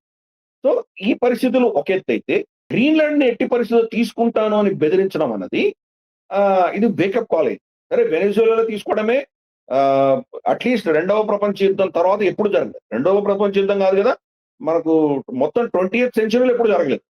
ఒక దేశాధినేతను అరెస్ట్ చేసి తీసుకోవడం అన్నది ఆల్మోస్ట్ ఇంతవరకు జరగలేదు. అటువంటిది చేశారు. అంటే అంతర్జాతీయ చట్టాలన్నింటినీ ఉల్లంఘించి ఒక గూండాలా ప్రవర్తించింది అమెరికా. సో ఈ రోజు అక్కడ చేయగలి ఎందుకంటే రేపు కియర్ స్టార్మర్నో లేకపోతే ఇమాన్యుయల్ మెక్రాన్నో లేకపోతే మర్స్నో ఎవరైనా ఎత్తుకెళ్ళొచ్చు కదా వాళ్ళు. ఎవరు ఆపారు వాళ్ళని? పైపెచ్చు ఈ నేటో ఒప్పందంలో వాళ్ళకి చాలా కీలకమైనటువంటి తప్పు కనిపిస్తుంది. నేటో దేశాల మీద బయట దేశాలు ఎవరైనా దాడి చేస్తే వీళ్ళందరూ కలిసిపోయి థ్రెట్ ని ఆ దేశం మీద వీళ్ళు ఉమ్మడిగా యుద్ధం చేయాలన్న వాళ్ళ నేటో ఒప్పందం. ఈ రోజు నేటో దేశమే ఇంకొక నేటో దేశం మీద యుద్ధం చేస్తే ఏంటి అనేది దాంట్లో లేదు. వాళ్ళకి ఆప్షన్ లేదు. డెన్మార్క్ ఒక నేటో దేశం. అమెరికా కోసం వాళ్ళు ప్రాణాలు అర్పించారు. ఆఫ్ఘనిస్తాన్ లో, ఇరాక్ లో, ఇతరత్ర ప్రాంతాలంతా వాళ్ళు యుద్ధాలు చేశారు. ఇప్పుడు డెన్మార్క్ మీద నేను అటాక్ చేస్తాను, ఫోర్స్ఫుల్ గానే గ్రీన్లాండ్ తీసుకుంటాను అంటే కనుక దానికి ఎక్కడ వాళ్ళ ఒప్పందాలు ఎక్కడ లేవు. ఎవరు ఆపగలరు అమెరికాని? వీళ్ళు ఏదో తూతూ మంత్రంగా ఒకరో ఇద్దరునో పంపించారు అక్కడ గ్రీన్లాండ్. ఈ మిగతా మనకు యూరోప్ లో ఉన్న దేశాలని పంపించాయి. నిజంగా వాళ్ళు తట్టుకోగలరు అమెరికా అటాక్ చేస్తే? కాబట్టి ఈ రోజు ఎట్టి పరిస్థితి అటాక్ చేసి తీరుతాను అని బెదిరిస్తున్నారు. ఒక స్టెప్ ఆల్రెడీ వెళ్ళాడు ముందు. ఈ రోజు అనౌన్స్ చేశాడు 10% తన అంటే అమెరికాలో 51st స్టేట్ అని చెప్పుకోవచ్చు మనం. అటువంటి యూకే మీద ఆయన 10% అడిషనల్ గా వేశాడు. ఇప్పుడు ఆల్రెడీ వాళ్ళు 10% టారిఫ్ ఉంది, ఇంకొక 10% అదనంగా వేశాడు దాని మీద. అలాగే ఫ్రాన్స్, అలాగే డెన్మార్క్. అంటే ఎంతటి దౌర్జన్యం, ఎంతటి నిరంకుశత్వం, ఎంతటి అహంకారంతో ప్రవర్తిస్తున్నాడో చూడొచ్చు. నేను చక్రవర్తి, నన్ను ఎవరు ఆపగలరు? ఇన్ఫాక్ట్ ఒక వారం 10 రోజుల క్రితం ఒక స్టేట్మెంట్ ఇచ్చాడు డొనాల్డ్ ట్రంప్. ఏమన్నాడంటే, నాకు నా మనసులో ఏది వస్తే అది చేయగలను, నన్ను ఆపగలిగిన శక్తి భూప్రపంచంలో ఎవరు లేరు. నన్ను ఆపగలిగిన ఏకైక శక్తి నాలో ఉన్నటువంటి మొరాలిటీ. నేను ఇది మంచిది కాదు అనుకుంటే నేను ఆపుతాను, నేను అవుతాను. లేదు ఇది మంచిది, ఇది తప్పు కాదు అని నేను అనుకుంటే నేను ఏమైనా చేయొచ్చు. నన్ను ఆపే శక్తి ప్రపంచంలో లేదు అని అనౌన్స్ చేశాడు. సో కాబట్టి దానికి కూడా ఏం చేశాడు, వాళ్ళ చట్టాలకి వాళ్ళ అన్ని అది చేస్తుంటే ఇల్లీగలే. కానీ ఇల్లీగల్ గా చేయడానికి ఒక ఆర్డినెన్స్ ఇష్యూ చేశాడు. ఎమర్జెన్సీ ఆర్డినెన్స్ ఇష్యూ చేశాడు. బార్డర్ ఎమర్జెన్సీ అన్నాడు, ఎకనామిక్ ఎమర్జెన్సీ అన్నాడు. కాబట్టి ఈ రెండు పెట్టుకొని ఏమైనా చేయగలుగుతున్నాడు. నార్కో టెర్రరిజం అని చెప్పేసి మనకు నికోలస్ మడూరో నెచ్చిపోయాడు. ఈరోజు ఎక్కడ కూడాను వాళ్ళ దీంట్లో ఎక్కడ నార్కో టెర్రరిజం గురించి మాట్లాడట్లేదు. ఓపెన్ గా వాళ్ళందరూ అక్కడ ఉన్నటువంటి 300 బిలియన్ గ్యాలన్స్ ఆఫ్ ఆయిల్ ఏదైతే ఉందో దాన్ని మా అధీనంలో తీసుకోవడానికి మేము వెళ్తున్నాము. ఎందుకంటే చైనా అక్కడ చాలా పెద్ద ఎత్తున పెట్టుబడి పెడుతుంది. సో అది కట్ చేయాలి. ప్రపంచవ్యాప్తంగా చమురు మేము ఏ రేటు చెప్తే అవే అమ్మాలి, అదే రేటుకి అందరూ కొనాలి, డాలర్లోనే కొనాలి. దీని సిస్టమ్ ఎవరైనా ఛాలెంజ్ చేస్తే నేను వెళ్ళి బెదిరిస్తాను. కానీ అప్పటి ప్రపంచం కాదు. రెండవ ప్రపంచ యుద్ధంలో సర్వనాశనమైనటువంటి ప్రపంచం కాదు ఈరోజు. చాలా శక్తులు ఎదిగినాయి. మల్టీపోలార్ వరల్డ్ వచ్చింది. కాబట్టి ఈరోజు అమెరికా ఇటువంటి పిచ్చి పనులు చేస్తే ప్రత్యామ్నాయాలు అందరూ చూసుకుంటున్నారు. అది అమెరికన్ ఇన్ఫ్లుయెన్స్ ఉంది కాబట్టి ఫస్ట్ టైం ఎవరు రియాక్ట్ అవ్వలేదు. ఇప్పుడు ఇరాన్ ఏమైనా చేస్తే కనుక అక్కడ తప్పకుండా చైనాను, తర్వాత మనకు రష్యా కూడా రియాక్ట్ అవుతుంది. సో క్రమేపీ ఫస్ట్ దెబ్బ తగిలినప్పుడు ఎలా రియాక్ట్ అవ్వాలో తెలియట్లేదు వాళ్ళకి. నెక్స్ట్ ఇతన్ని ఎలా కౌంటర్ చేయాలో అందరూ తయారవుతారు. ఇప్పుడు డెన్మార్క్ సంబంధించి వాళ్ళ ప్రైమ్ మినిస్టర్ మట్టే ఆవిడ ఏం చెప్పిందంటే, మా సైనికులకి ఆల్రెడీ ఆర్డర్స్ ఉన్నాయి, దాని మీద దాడి చేస్తే షూట్ చేస్తారు, డిస్కషన్స్, ఆర్గ్యుమెంట్స్, క్వశ్చన్స్, ప్రశ్నలు ఏమి ఉండవు, ముందర అటాక్ చేస్తారు. సరే ట్రంప్ కరెక్ట్. అంటే ఇప్పుడు అమెరికాని పెద్ద దేశమే, కొట్టాలా కొట్టకూడదా ఇవేం చర్చలు మేము ఫైర్ చేస్తామండి. సో అదొకటి. రెండు, ఈ నేటో దేశంలో యూరోపియన్ దేశాలన్నీ వాళ్ళకి సమర్థనంగా నిలబడ్డాయి. ఇప్పుడు అమెరికా కనుక దౌర్జన్యం చేసిందంటే ఇమ్మీడియట్ గా నేటో కొలాప్స్ అయిపోతుంది. నేటోలో ఇంకెవడు నమ్మడు. నేటోని పక్కన పెట్టేసి ఎవరి కుంపట్లో వాళ్ళు పెట్టుకుంటారు. ఇది అక్కడ జరగబోతుంది. మనం పదే చెప్పుకున్నాం, మనం శాతంలో చెప్పుకున్నాము, అలాగే మనం గ్లోబల్ ఉన్నప్పుడు చెప్పుకున్నాం. మనం యూరోపియన్ దేశాలు అమెరికా భరోసా మీద మొత్తం నేటో ఖర్చులో 60% అమెరికానే భరిస్తుంది. మిగతా దేశాలన్నీ కూడా వాళ్ళ భరోసా మీద వీళ్ళు పెద్దగా వాళ్ళ సైన్యాన్ని పెద్దగా ఇన్వెస్ట్ చేయలేదు. అంటే ఒకప్పుడు ప్రపంచాన్ని శాసించినటువంటి దేశాలు ఇవన్నీ. లాటిన్ అమెరికా అంతా పోర్చుగల్, స్పెయిన్ అధీనంలో ఉండింది. రవి అస్తమించిన బ్రిటిష్ సామ్రాజ్యం, అలాగే బెల్జియం, కాంగోలు, గీంగోలు, వాళ్ళు ఆఫ్రికాలో వాళ్ళకి స్థావరాలు చాలా ఉన్నాయి. ఇటువంటి కొలోనియల్ పవర్స్ అన్ని కూడా ఈరోజు నిర్వీర్యం అయిపోయి వాళ్ళ దగ్గర ఏమీ శక్తి లేకుండా ఉన్నారు. కాబట్టి అటువంటి పరిస్థితుల్లో ఇప్పుడు వాళ్ళలో ఆలోచన వస్తుంది, అమెరికా మన మీద దాడి చేస్తే మనం నేటోని దాన్ని కంప్లీట్ గా తిరగరాసి మన కుంపటి మనం పెట్టుకోవాలి అని వాళ్ళు నిర్ణయించుకున్నారు. ఇది అక్కడ జరుగుతున్నటువంటి విషయం. పైపెచ్చు మనకు జార్జియో మెలోని చెప్పింది, ఇప్పుడు వాళ్ళు కనుక ఇటువంటి పనులు చేస్తే మేము ఏం చేయాలి? మెక్డానల్డ్స్ మీద మేము దాడులు చేయాలా, లేకపోతే ఇక్కడ నుంచి అమెరికా స్థావరాలు పీకేయాలా? ఏం చేయాలో నాకు అర్థం కావట్లేదు అండి ఆవిడ. సో ఇది ఈరోజు యూరోప్ కి పెద్ద రియాలిటీ చెక్. అమెరికా అన్నది మన మిత్రుడు కాదు అని ఇప్పుడు వాళ్ళకి తెలిసి వచ్చింది. ఒకప్పుడు దాని భుజాలను మోసుకెళ్ళింది వీళ్ళే కదా, టోనీ బ్లేర్ లాంటి వాళ్ళు. అమెరికా కంటే ఎక్కువ weapons of mass destruction, Saddam Hussein, రాక్షసుడు, ఇవన్నీ టోనీ బ్లేర్ మోసాడు. యాజ్ ఇఫ్ అమెరికా యొక్క ఫారెన్ మినిస్టర్ గా ఆయన మోసుకెళ్ళి. అటువంటిది ఇప్పుడు వాళ్ళకి రియాలిటీ చెక్. మా ఇష్టం మీరు కాదు, ఈవెన్ యూకే కూడా 10% వేశారంటే అర్థం చేసుకోవచ్చు ఎటువంటి పరిస్థితి ఉందో. వరల్డ్ ఆర్డర్ అంతా మారుతుంది. ప్రపంచంలో ఈరోజు వీళ్ళ సార్వభౌమత్వాన్ని స్వీకరించకపోతే ఏమైనా చేస్తానంటున్నాడు. కాబట్టి ఈ యొక్క చేంజింగ్ ప్రపంచంలో ఎలా అడ్జస్ట్ అవ్వాలో వీళ్ళకి అర్థం కావట్లేదు. మనం కూడా చాలా అనుసంధానమే ఉన్నాం అమెరికా తోటి. అమెరికన్ సిస్టమే నడుస్తుంది మనకు. వాళ్ళ బ్యాంకింగ్ నార్మ్స్ కానీ, ఇంటర్నేషనల్ సిస్టమ్స్ కానీ మనమే ఫాలో అవుతున్నాం. ఇన్ఫాక్ట్ ఇప్పటికి కూడా వాళ్ళ రాస్నెఫ్ట్ లాంటి రష్యన్ కంపెనీల మీద ఆంక్షలు విధించిన తర్వాత రిలయన్స్ వాళ్ళ దగ్గర కొనుక్కోవడం మానేసింది. ఇప్పుడు కూడా దాన్ని గౌరవిస్తున్నాం. ఇరాన్ నుంచి కూడా మనం కొనుక్కోవట్లేదు, వెనెజులా నుంచి కొనుక్కోవట్లేదు. సో అమెరికా మనల్ని బెదిరిస్తే మనం ఆ బెదిరింపులు యాక్సెప్ట్ చేస్తున్నాం.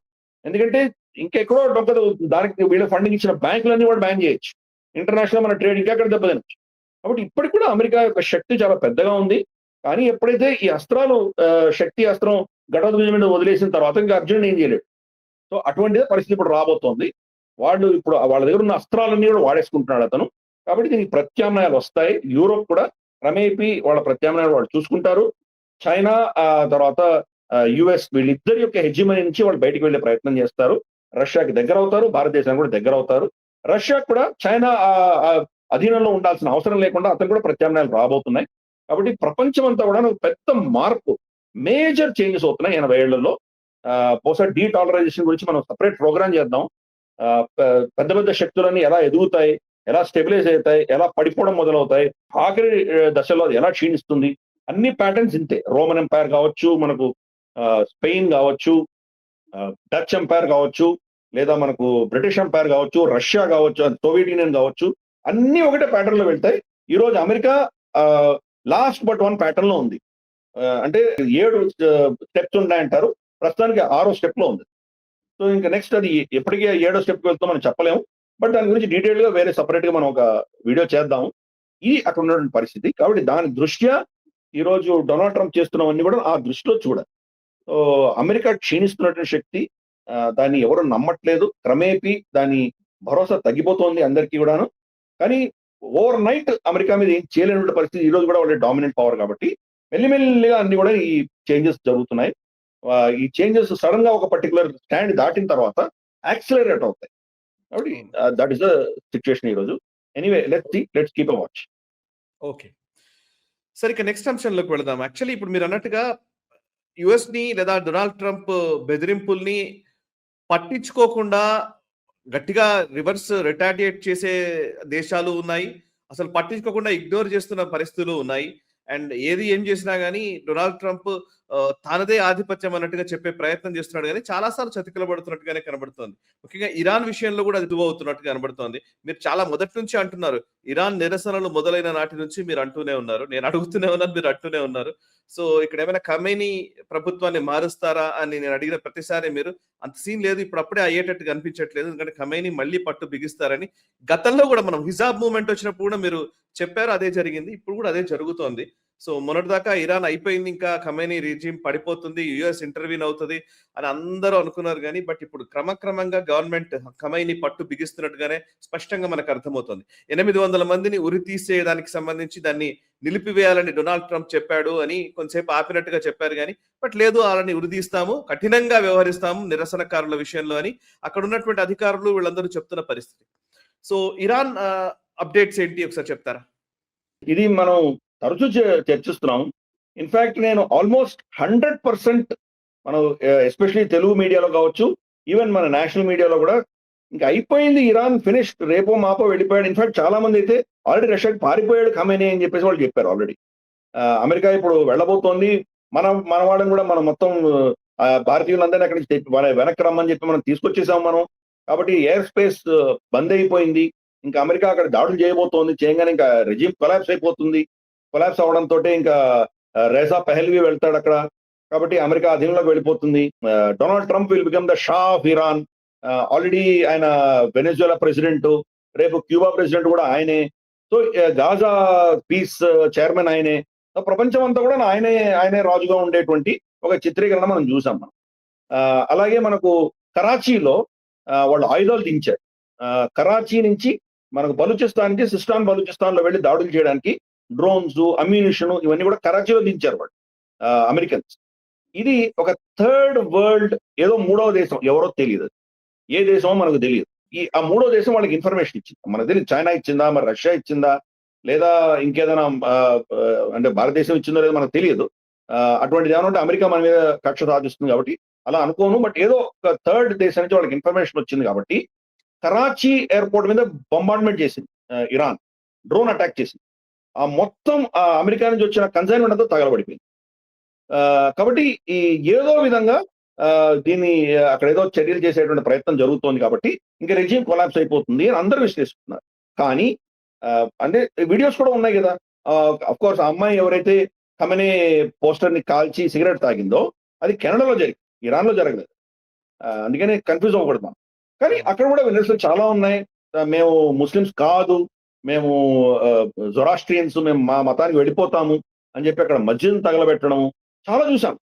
కానీ క్రమేపీ దీన్ని మళ్ళీ టేక్ ఓవర్ చేసింది ప్రభుత్వం. ఈరోజు 880 మందిని ఉరితీయడానికి వాళ్ళ సుప్రీంకోర్టు చీఫ్ జస్టిస్ ఆయన పబ్లిక్‌గా చెప్పాడు.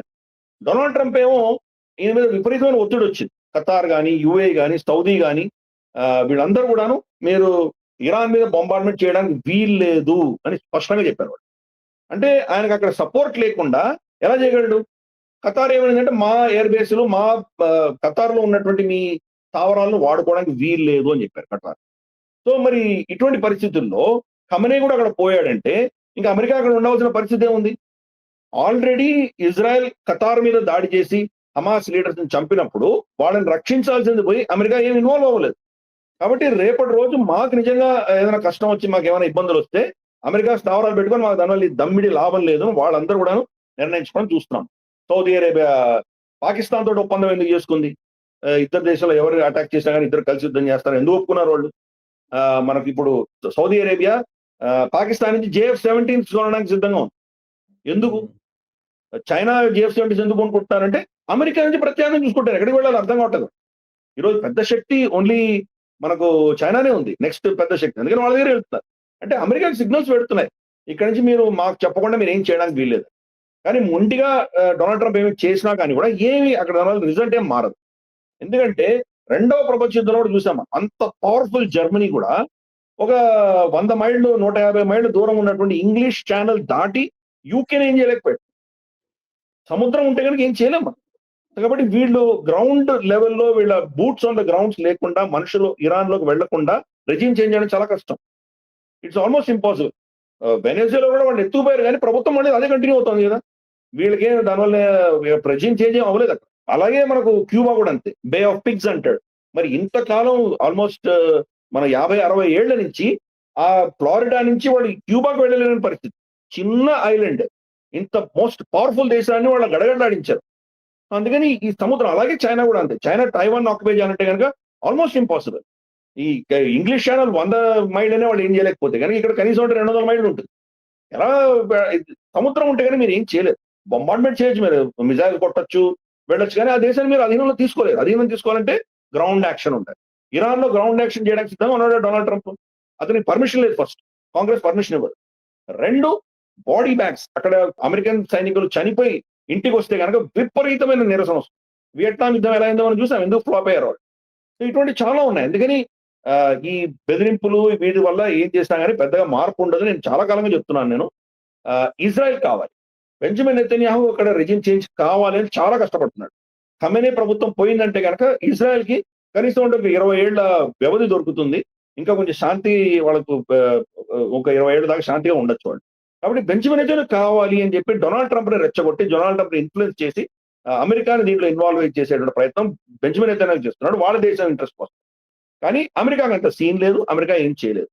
ఇది అర్థం చేసుకోవాలి. ఏదో రేపు బొంబార్డ్మెంట్ చేసినా కానీ కూడా పెద్ద మార్పులు ఉండవు. కాబట్టి ఖమేనీ ప్రభుత్వాన్ని తీయడం అంత సులభం కాదు. ఒకవేళ తీసేసి రేజా పహల్వీ వస్తే కనుక అమెరికా అక్కడ ఉండవలసిన ఆవశ్యకత లేదు. కాబట్టి వీళ్ళందరూ అమెరికాని తన్ని తగిలేస్తారు. మొత్తం వాళ్ళు యువాన్ లోనో, రూబుల్స్ లోనో, రూపాయల్లోనో ట్రేడ్ మొదలు పెట్టుకుంటారు. కాబట్టి అమెరికన్ డాలర్ కుప్ప ఊలుతుంది. కాబట్టి అమెరికన్ డాలర్ ఇస్ ఇంపార్టెంట్. మనకు ఖమేనీ ఇంపార్టెంట్ కాదు, MBS ఇంపార్టెంట్ కాదు, అక్కడ ఎవరు ఇంపార్టెంట్ కాదు. Dollar is important. Dollar oil తో అనుసంధానమైనంత వరకే అమెరికా ఉంటుంది. ఇది బ్రేక్ అయిందంటే అమెరికా ఉండదు. అందుకనే వాళ్ళ ఇంట్రెస్ట్ కోసం ఖమేనీ ప్రభుత్వాన్ని వాళ్ళు తీయరు. తీసినట్టు బెదిరిస్తారు, ఇవన్నీ ప్రగల్భాలు పలుకుతారు, అంతేగా అంతకు మించి ఏమి ఉండదు. నేను ఎప్పటి నుంచో చెప్తున్నాను, ఇప్పుడు అదే చెప్తున్నాను. దాని రిజల్ట్స్ కూడా చూస్తున్నాము. క్రమేపీ ఆ ప్రభుత్వం కంట్రోల్ అధీనంలో తీసుకుంటారు. అఫ్ కోర్స్ నిరంకుశ ప్రభుత్వం కాబట్టి వాళ్ళు చాలా కఠినంగా వ్యవహరిస్తారు. ఒక 1000-10,000 మంది చంపినా కానీ వాళ్ళకి ఏం దానివల్ల దానికి ఏం పట్టదు. వాళ్ళకు ఏదో విధంగా మళ్ళీ కంట్రోల్లో తీసేసుకుంటారు వాళ్ళు. 800 మంది ఉరిదిస్తున్నామని చెప్పాడు, కానీ ఇంకా ఎంతమంది ఉరిదిస్తాడో మనకు తెలియదు, ఎంతమంది అరెస్ట్ అయ్యారో తెలియదు మనకు. ఇవన్నీ కూడా రాబోయే రోజుల్లో అక్కడ రక్తపాతం చాలా విపరీతంగా ఉంటుంది. అమెరికా ఏమీ చేయలేదు. ఈ విషయం మనం అర్థం చేసుకోవాలి. ఓకే. ఒకసారి మన షక్స్గమ్ వ్యాలీకి వెళ్దాం సార్. ఒకసారి పిఓజేకి, ముఖ్యంగా గిల్గిట్ బాల్టిస్తాన్ సంబంధించినటువంటి ప్రాంతంలో మన సియాచిన్ గ్లేషియర్ కి ఆనుకుని ఉన్నటువంటి షక్స్గమ్ వ్యాలీ, దాన్ని యాక్చువల్లీ మన భూభాగము అత్తసొమ్ము అల్లుడు దానం చేసినట్టుగా మన భూభాగాన్ని పాకిస్తాన్ చైనాకు ధారాదత్తం చేసింది 60s లో. సో షక్స్గమ్ వ్యాలీలో ఇప్పుడు చైనా డెవలప్మెంట్ ప్రాజెక్ట్స్ చేస్తున్నట్టు కనబడుతోంది. మనము లదాఖ్ లో ఏదైతే ప్రతిష్టంభన కనబడిందో, గల్వాన్ దగ్గర, అటు ఈవెన్ డోక్లాం లో అట్లాంటి ప్రక్రియ చేశారు. ఇటువైపు వస్తే భూటాన్ లో, ఇప్పుడు షక్స్గమ్ వ్యాలీలో కూడా అది ప్రయత్నం చేస్తున్నారు. అంటే ఏదో ఒక విధంగా మనల్ని చిరాకు పెట్టే ప్రయత్నం కంటిన్యూ అవుతుంది. దీన్ని ఖండిస్తున్నాం మనము, కొన్ని డెవలప్మెంట్ ప్రాజెక్ట్స్ విషయంలో వాళ్ళు చేస్తున్నటువంటి వాటిని. ఒకసారి ఈ షక్స్గమ్ వ్యాలీ స్టోరీ ఏంటి, చైనా డెవలప్మెంట్ ప్రాజెక్ట్స్ విషయంలో ఏం జరుగుతోంది, అండ్ మన వైఖరి ఏంటి, ఏం చేయగలం మనం?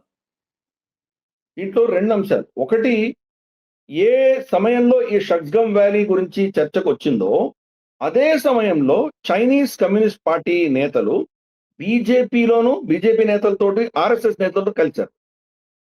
సో ఈ యొక్క మనం 2 జరుగుతున్నట్టు అర్థం చేసుకోవచ్చు.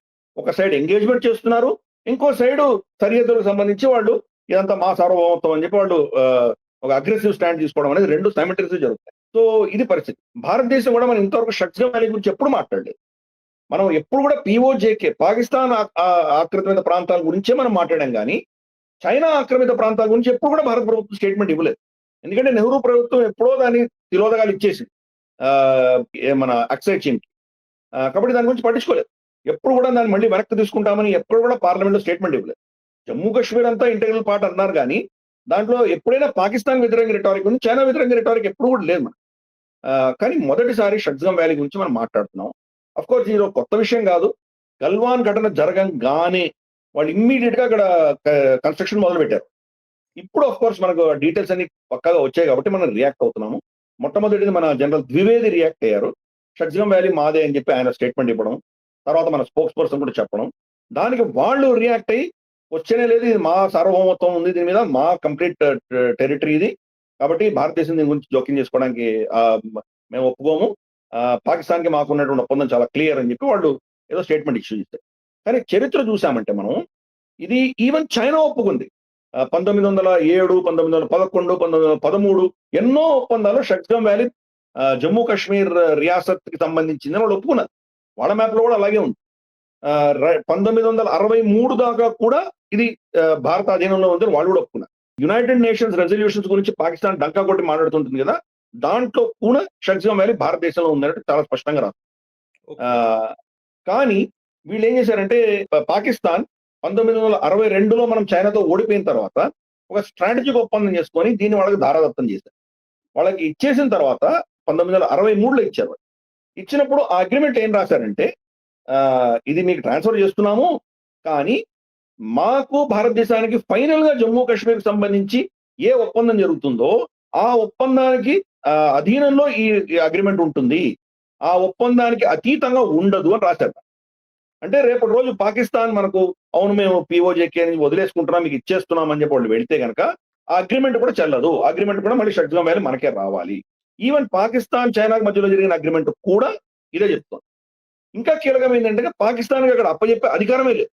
ఎందుకంటే ఏ యునైటెడ్ నేషన్స్ రెజల్యూషన్స్ ఆధారంగా వాళ్ళు ప్లెబిసైట్ చేయమని మనల్ని వాళ్ళు కవిస్తుంటారో అదే యునైటెడ్ నేషన్స్ రెజల్యూషన్ లో మొట్టమొదటి అంశం ఏంటంటే ఏ ప్రాంతాలు మీరు అధీనంలో మీరు కబ్జా చేసుకున్నారో అవి వెకేట్ చేయండి, అక్కడ ఉన్నటువంటి స్టేట్ సబ్జెక్ట్స్ కాకుండా మీకు పష్తూను, పంజాబీలు ఎవరెవరైతే అక్కడికి వచ్చారో వాళ్ళని వెనక్కు తీసుకోండి అని ఆ రెజల్యూషన్ చాలా స్పష్టంగా పాకిస్తానే ఆక్రాంత, దీని టైటిల్ భారతదేశానికి ఉంది అని ఒప్పుకుంది. మీరు వెళ్ళిపోయి దీన్ని భారతదేశానికి హస్తగతం చేసిన తర్వాత భారత సైన్యం వచ్చి ఇక్కడ law and order security stabilise చేసిన తర్వాత వాళ్ళు కూడా వాళ్ళ సైన్యాన్ని తగ్గిస్తారు, ఓన్లీ బార్డర్ ని కాపాడడానికి కావాల్సినంత మందిని ఉంచుకుంటారు, మిగతాది ఇవన్నీ స్టెబిలైజ్ అయిన తర్వాత ప్లేబిసైడ్ జరుగుతుంది అని ఆ రెజల్యూషన్ చెప్తుంది. So Shaksgam valley even under United Nations resolution భారతదేశాందే. ప్లస్ వాళ్ళిద్దరి మధ్యలో జరిగిన ఒప్పందంలో కూడా ఫైనల్ గా ఏ నిర్ణయం ఉంటుంది దాని ఆధారంగా ఉంటుంది వాళ్ళు కూడా రాశారు. కానీ చైనా ఇది మాదే అని చెప్పి వాళ్ళు ప్రగల్భాలు పలుకుతున్నారు. ఫస్ట్ టైం భారత ప్రభుత్వం షట్జం వ్యాలీ మాదే అని చాలా స్పష్టంగా చెప్తున్నాం మనం. ఇది ఒక చాలా పాజిటివ్ సైన్. అసలు షట్జం వ్యాలీ అంటే ఏంటో ఎవరికి తెలియదు, అది ఎక్కడ ఉంటుందో తెలియదు. మన దౌర్భాగ్య పరిస్థితి ఏంటంటే పిఓజే గురించి తెలుసు, అది కూడా పిఓజే రెండు ఉన్నాయి, ఆజాద్ జమ్మూ కాశ్మీర్ వేరే, గిల్గిట్ పాకిస్తాన్ వేరే అన్న విషయం కూడా మనకు తెలియదు. మన ప్రజలకు అంత మనం అది పట్టించుకోవట్లేదు. మన దేశంలో ఏమవుతుందో, దేశంలో ఎక్కడెక్కడ మన ప్రాంతాలు ఉన్నాయి, మన అధికారాలు ఏంటి, చాలా అన్యాయం నిజంగా మన ప్రజలకు ఏం తెలియకపోవడం, దానివల్ల ప్రభుత్వం మీద ఒత్తిడి లేకుండా పోయింది ఇంతకాలం. ఇప్పుడు ప్రభుత్వం దాన్ని స్పందిస్తోంది, క్రమేపీ మన అధికారాలని వాళ్ళు ఓ బాటంగా చెప్తున్నారు. కాబట్టి మన ప్రభుత్వాన్ని నిజంగా మనం అభినందించాలి. ప్రజలలో అవగాహన వచ్చి దీని మీద ఒక విధమైనటువంటి పబ్లిక్ ఒపీనియన్ బిల్డ్ అవ్వాలి. అందుకనే మన అనాలిసిస్ కానీ ఇన్ఫాక్ట్ రాజు గారితో సపరేట్ గా షట్జం వ్యాలీ గురించి ఒక వీడియో కూడా చేశాను నేను. సో మ్యాప్లు అవి పెట్టి చేశాను నేను. సో నేషనల్ స్టాప్ పూనుకొని ఇవన్నీ చేస్తోంది కాబట్టి బహుశా అట్లీస్ట్ మన వీడియోస్ చూస్తున్న వాళ్ళందరూ దీనివల్ల స్పందించి వాళ్ళు తర్వాత వాళ్ళకి తెలిసిన వాళ్ళందరికీ కూడా ఇది చెప్పడం మొదలు పెడితే మన దేశంలో ఒక కాన్స్టిట్యుయెన్సీ తయారవుతుంది. ఈ మన భూభాగాలు మనం కోల్పోయినటువంటి అన్యాక్రాంతమైనటువంటి భూభాగాలన్నీ ఏంటో తెలుసుకోవాలి ఫస్ట్, మళ్ళీ తిరిగి రావాలని ప్రభుత్వాల మీద ఒత్తిడి తీసుకొచ్చేటువంటి దిశగా మన ఈ ప్రెజెంటేషన్ పనిచేస్తుందని అనుకుంటున్నాను. Yes sir, yes sir. ఇక నెక్స్ట్ అంశం సార్, ఒకసారి అమెరికాకి సంబంధించినటువంటి డెవలప్మెంట్స్ లోకి వెళ్దాము. యుఎస్ 75 దేశాలకు సంబంధించినటువంటి ఇమిగ్రేషన్ వీసాస్ బ్యాన్ చేసింది. ఇమిగ్రేషన్ వీసాస్ బ్యాన్ చేసే లిస్ట్ లో ముఖ్యమైన దేశాలు అటు పాకిస్తాన్, మరోవైపు Brazil, Nigeria and Russia, Egypt, Colombia, Thailand కూడా ఉన్నాయి. ఇంకా మిగతా దేశాలు మొత్తం 75 దేశాలకు సంబంధించి ఇమిగ్రేషన్ వీసాస్ బ్యాన్ చేశారు. సరే, భారత్, శ్రీలంక మన రీజియన్‌లోకి వస్తే భారత్, శ్రీలంక మాత్రం ఆ లిస్ట్‌లో లేవు. ఈ ఇమిగ్రేషన్ వీసాస్‌ని బ్యాన్ చేయడం అంటే ఏంటి? అంటే ఉద్దేశ్యం ఏంటి? అండ్ పాకిస్తాన్‌తో విపరీతంగా అంటగాగి తిరిగేటువంటి అమెరికా ఈరోజు పాకిస్తాన్ ఇమిగ్రేషన్ వీసాస్‌ని బ్యాన్ చేయడాన్ని ఎలా అర్థం చేసుకోవాలి? పాకిస్తాన్ ఏంటంటే గనక అమెరికా వాళ్ళతోటి ఫోన్ చేసి మాట్లాడినా, వాళ్ళతోటి వాళ్ళ పేరెత్తినా, వాళ్ళు అసలు ఉబ్బి తబ్బిపోయి ఇంక మమ్మల్ని పిలిచిన వాళ్ళు ఎవరు లేరని, చూడు భారతదేశం అమెరికా నుంచి సిస్టమ్ నుంచి బయటికెళ్ళిపోయింది. ఇప్పుడు మేమే ఇంపార్టెంట్ అని ఇమ్మీడియేట్‌గా మనకు వ్యతిరేకంగా ఏదో చేస్తారు వాళ్ళు. వీళ్ళ వీళ్ళ చరిత్ర అంతా అదే చెప్తుంది. పాకిస్తాన్ అదే చేస్తుంది. ప్రతిసారి చతికిల పడతారు. అమెరికా పాకిస్తాన్‌ని టాయిలెట్ పేపర్‌లా వాడుకొని పక్కన పడేస్తుంది. సింపుల్. ఎప్పుడు ప్రతిసారి ఇదే జరిగింది. సోవియట్ యూనియన్ ఇన్వైట్ చేసినప్పుడు ఆఫ్ఘనిస్తాన్ ముజాహిదీన్లు తయారు చేశారు. పాకిస్తాన్ చాలా ఇంపార్టెంట్. పెషావర్ అయితే గనక ఈ బుల్లెట్లు, AK-47లు తయారు చేసినట్టు ఫ్యాక్టరీగా తయారైంది ఆ ఊరంతా. ప్రతి ఇంట్లోనూ ఒక కాటేజ్ ఇండస్ట్రీ నడిచింది అప్పట్లో. వాళ్ళకి మొత్తం సపోర్ట్ ఇచ్చింది అమెరికా ఇచ్చింది. వాళ్ళకి ట్రైనింగ్ ఇచ్చింది. ఇవన్నీ చేసింది అప్పుడు. సోవియట్ యూనియన్ అక్కడి నుంచి ఆఫ్ఘనిస్తాన్ వదిలేసి వెళ్ళిపోగానే పాకిస్తాన్ ఇలా హాట్ పొటాటోగా డంప్ చేసి వెళ్ళిపోయింది అమెరికా. మళ్ళీ తాలిబాన్ వచ్చిన తర్వాత తాలిబాన్ వ్యతిరేకంగా వీళ్ళు వరల్డ్ ట్రేడ్ సెంటర్ మీద అటాక్ అయ్యి, మనకు ట్విన్ టవర్స్ మీద అటాక్ అయ్యి ఇవన్నీ అయిన తర్వాత 9/11 తర్వాత మళ్ళీ వచ్చారు పాకిస్తాన్. మళ్ళీ పాకిస్తాన్ వాడుకున్నారు. వాళ్ళకి బిలియన్స్ ఆఫ్ డాలర్స్ ఇచ్చారు. ఇవన్నీ జరిగినాయి. తాలిబాన్ తోటి వీళ్ళు ఒప్పందం చేసుకొని ఎప్పుడైతే వెనక్కి వచ్చారో జో బైడెన్ ఇమ్రాన్ ఖాన్ కానీ లేదా షహబాజ్ షరీఫ్ కానీ ఫోన్ కూడా చేయరు. ఎంత లాబింగ్ చేశారు. మిలియన్స్ ఆఫ్ డాలర్స్ ఖర్చు పెట్టారు. ఒక ఫోన్ కాల్ వస్తే కనుక అయిపోయింది, మేము చాలా గొప్ప అని చెప్పుకుందాం అనుకున్నారు. ఫోన్ కాల్ కూడా చేయలేదు. ఇప్పుడు డొనాల్డ్ ట్రంప్ వచ్చిన తర్వాత నేను పట్టించుకోలేదు. అతను అడిగారు కూడా, మోదీ గారు డొనాల్డ్ ట్రంప్ ఇద్దరు కూర్చొని ఉంటే మరి బంగ్లాదేశ్ పరిస్థితి ఏంటి ఇవన్నీ అంటే, మోదీ చూసుకుంటాడే, నాకు అనవసరం అన్నాడు. కాబట్టి ఈ ఏరియా అంతా కూడా మోదీ అప్పచెప్తున్నాను, ఇంకా నాకు అక్కర్లేదు అనుకున్నాడు. కానీ ఈ మనకు ఆపరేషన్ సింధూర్ తర్వాత అమెరికన్ పర్సనల్ చనిపోయారు. అది వాళ్ళు ఇంతవరకు దాచిపెట్టారు. ప్లస్ వాళ్ళ న్యూక్లియర్ ఎక్కడెక్కడ పెట్టారో మనకు తెలిసిపోయింది. మూడవది అమెరికా యొక్క దీంట్లో ఉన్నటువంటి జోక్యం అని మనం ఎక్స్పోజ్ చేస్తామన్న భయంతో అగ్రెసివ్ స్టాండ్ తీసుకొని మనకు వ్యతిరేకంగా వెళ్ళిపోయాడు. ఎందుకు చేశాడు? పాకిస్తాన్ మీద ప్రేమతో కాదు, మనల్ని కవించడానికి. ఏదో విధంగా మనల్ని తల వంచి అణిచి తనకు కావాల్సిన ట్రేడ్ డీల్ చేసుకోవడానికి వాడుకున్నాడు. మన శత్రువుతోటి కనుక చాలా ఫ్రెండ్షిప్ ఉంటే కనుక వెళ్లకు, నేనే నీ దగ్గర వస్తానని మనం ఎక్కడ దాచాం అంటాను. అది ఇంకొక ట్రయల్ వేశాడు. ఫ్లాప్ అయింది అది కూడా. ఫైనల్ గా ఆ దేశం నుంచి వచ్చేటువంటి టెర్రరిజం, అక్కడ వచ్చినటువంటి రాడికలైజేషన్, అక్కడి నుంచి వస్తున్నటువంటి ఈ చెత్త అంతా కూడా తనకు కూడా తెలుసు. గతంలోనే ఫస్ట్ టైం ప్రెసిడెంట్ ఉన్నప్పుడు రాశాడు, మనల్ని బ్లాక్మెయిల్ చేశారు వీళ్ళు, మన అంతా వాడుకున్నారు, మన పైసలన్నీ కూడా బూడిదలో పోసిన పన్నీరు అప్పుడు రాసుకున్నాడు అతను. కాబట్టి ఇప్పుడు మళ్ళీ తెలిసి వచ్చింది కాబట్టి ఇమిగ్రేషన్ ఆపేశాడు పాకిస్తాన్. పాకిస్తాన్ మీడియాలో అంతా ఒకటే చర్చ, మన మీద ఈ బ్యాన్ పెట్టారు కానీ భారతదేశం ఎందుకు పెట్టలేదు. ఇది తప్పేం లేదు. మీరు ఒక సుందర్ పిచ్చాయిని ఇవ్వగలరా? మీరు ఒక సత్యనారాయణ ఇవ్వగలరా? మీరు ఒక పరాగ్ని ఇవ్వగలరా?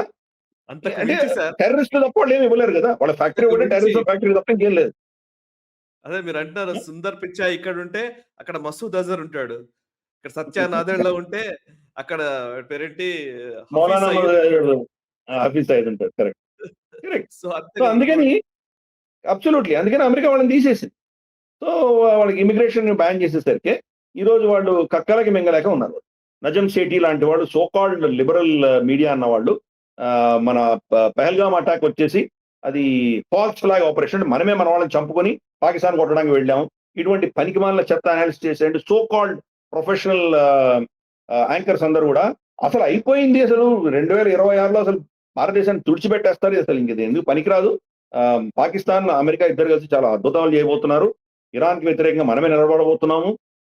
మనకు ఇతరత్ర ఈ ప్రాంతం అంతా కూడాను అమెరికా మనల్ని వాడుకుంటుంది, మనం గాజాలో వెళ్ళేదో చేయబోతున్నాం. ఇటువంటి అనాలిసిస్ ఇచ్చిన వాళ్ళందరూ 3 నోట్లు మూతపడ్డాయి. ఈరోజు మొత్తం పాకిస్తాన్ మీడియా కంగుదింది, ఏం చేయాలో తెలియట్లేదు.